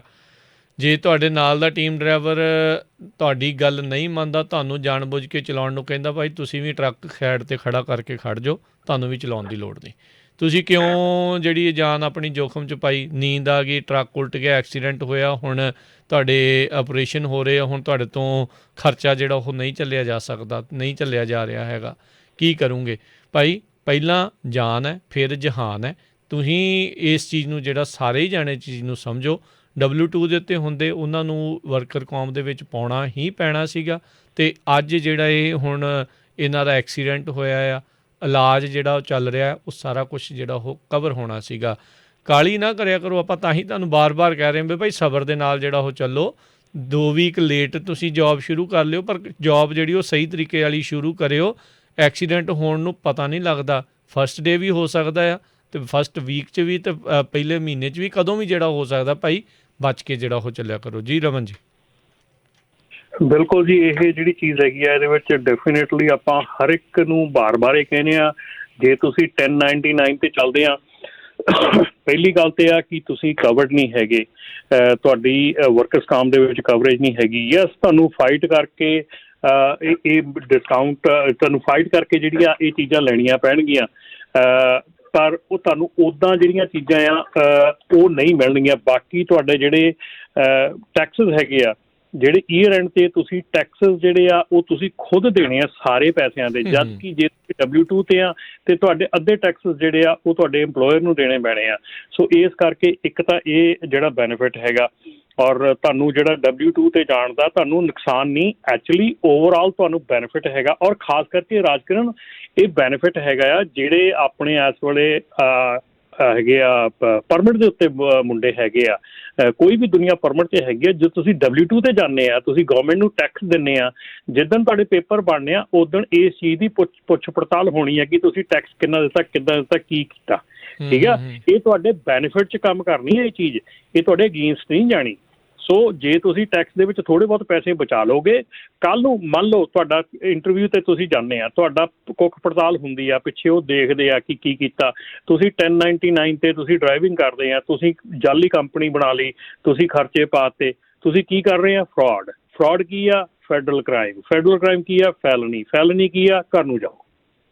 ਠੀਕ ਆ, ਸੋ ਅਲਟੀਮੇਟਲੀ ਕਿਤੇ ਨਾ ਕਿਤੇ ਜਾ ਕੇ ਇਹ ਕੰਟਰੀ ਐਸਾ ਹੈਗਾ ਸਰਦਾਰ ਜੀ, ਜੇ ਇਹਦੇ ਵਿੱਚ ਕਿਤੇ ਵੀ ਤੁਸੀਂ ਗੜਬੜੀ ਕੀਤੀ ਆ, ਕਿਤੇ ਨਾ ਕਿਤੇ ਜਾ ਕੇ ਤੁਹਾਨੂੰ ਉਹ ਉੜਿੱਕ ਕੇ ਆ ਜਾਣਾ ਤੁਸੀਂ, ਨੋ ਮੈਟਰ ਵਾਟ।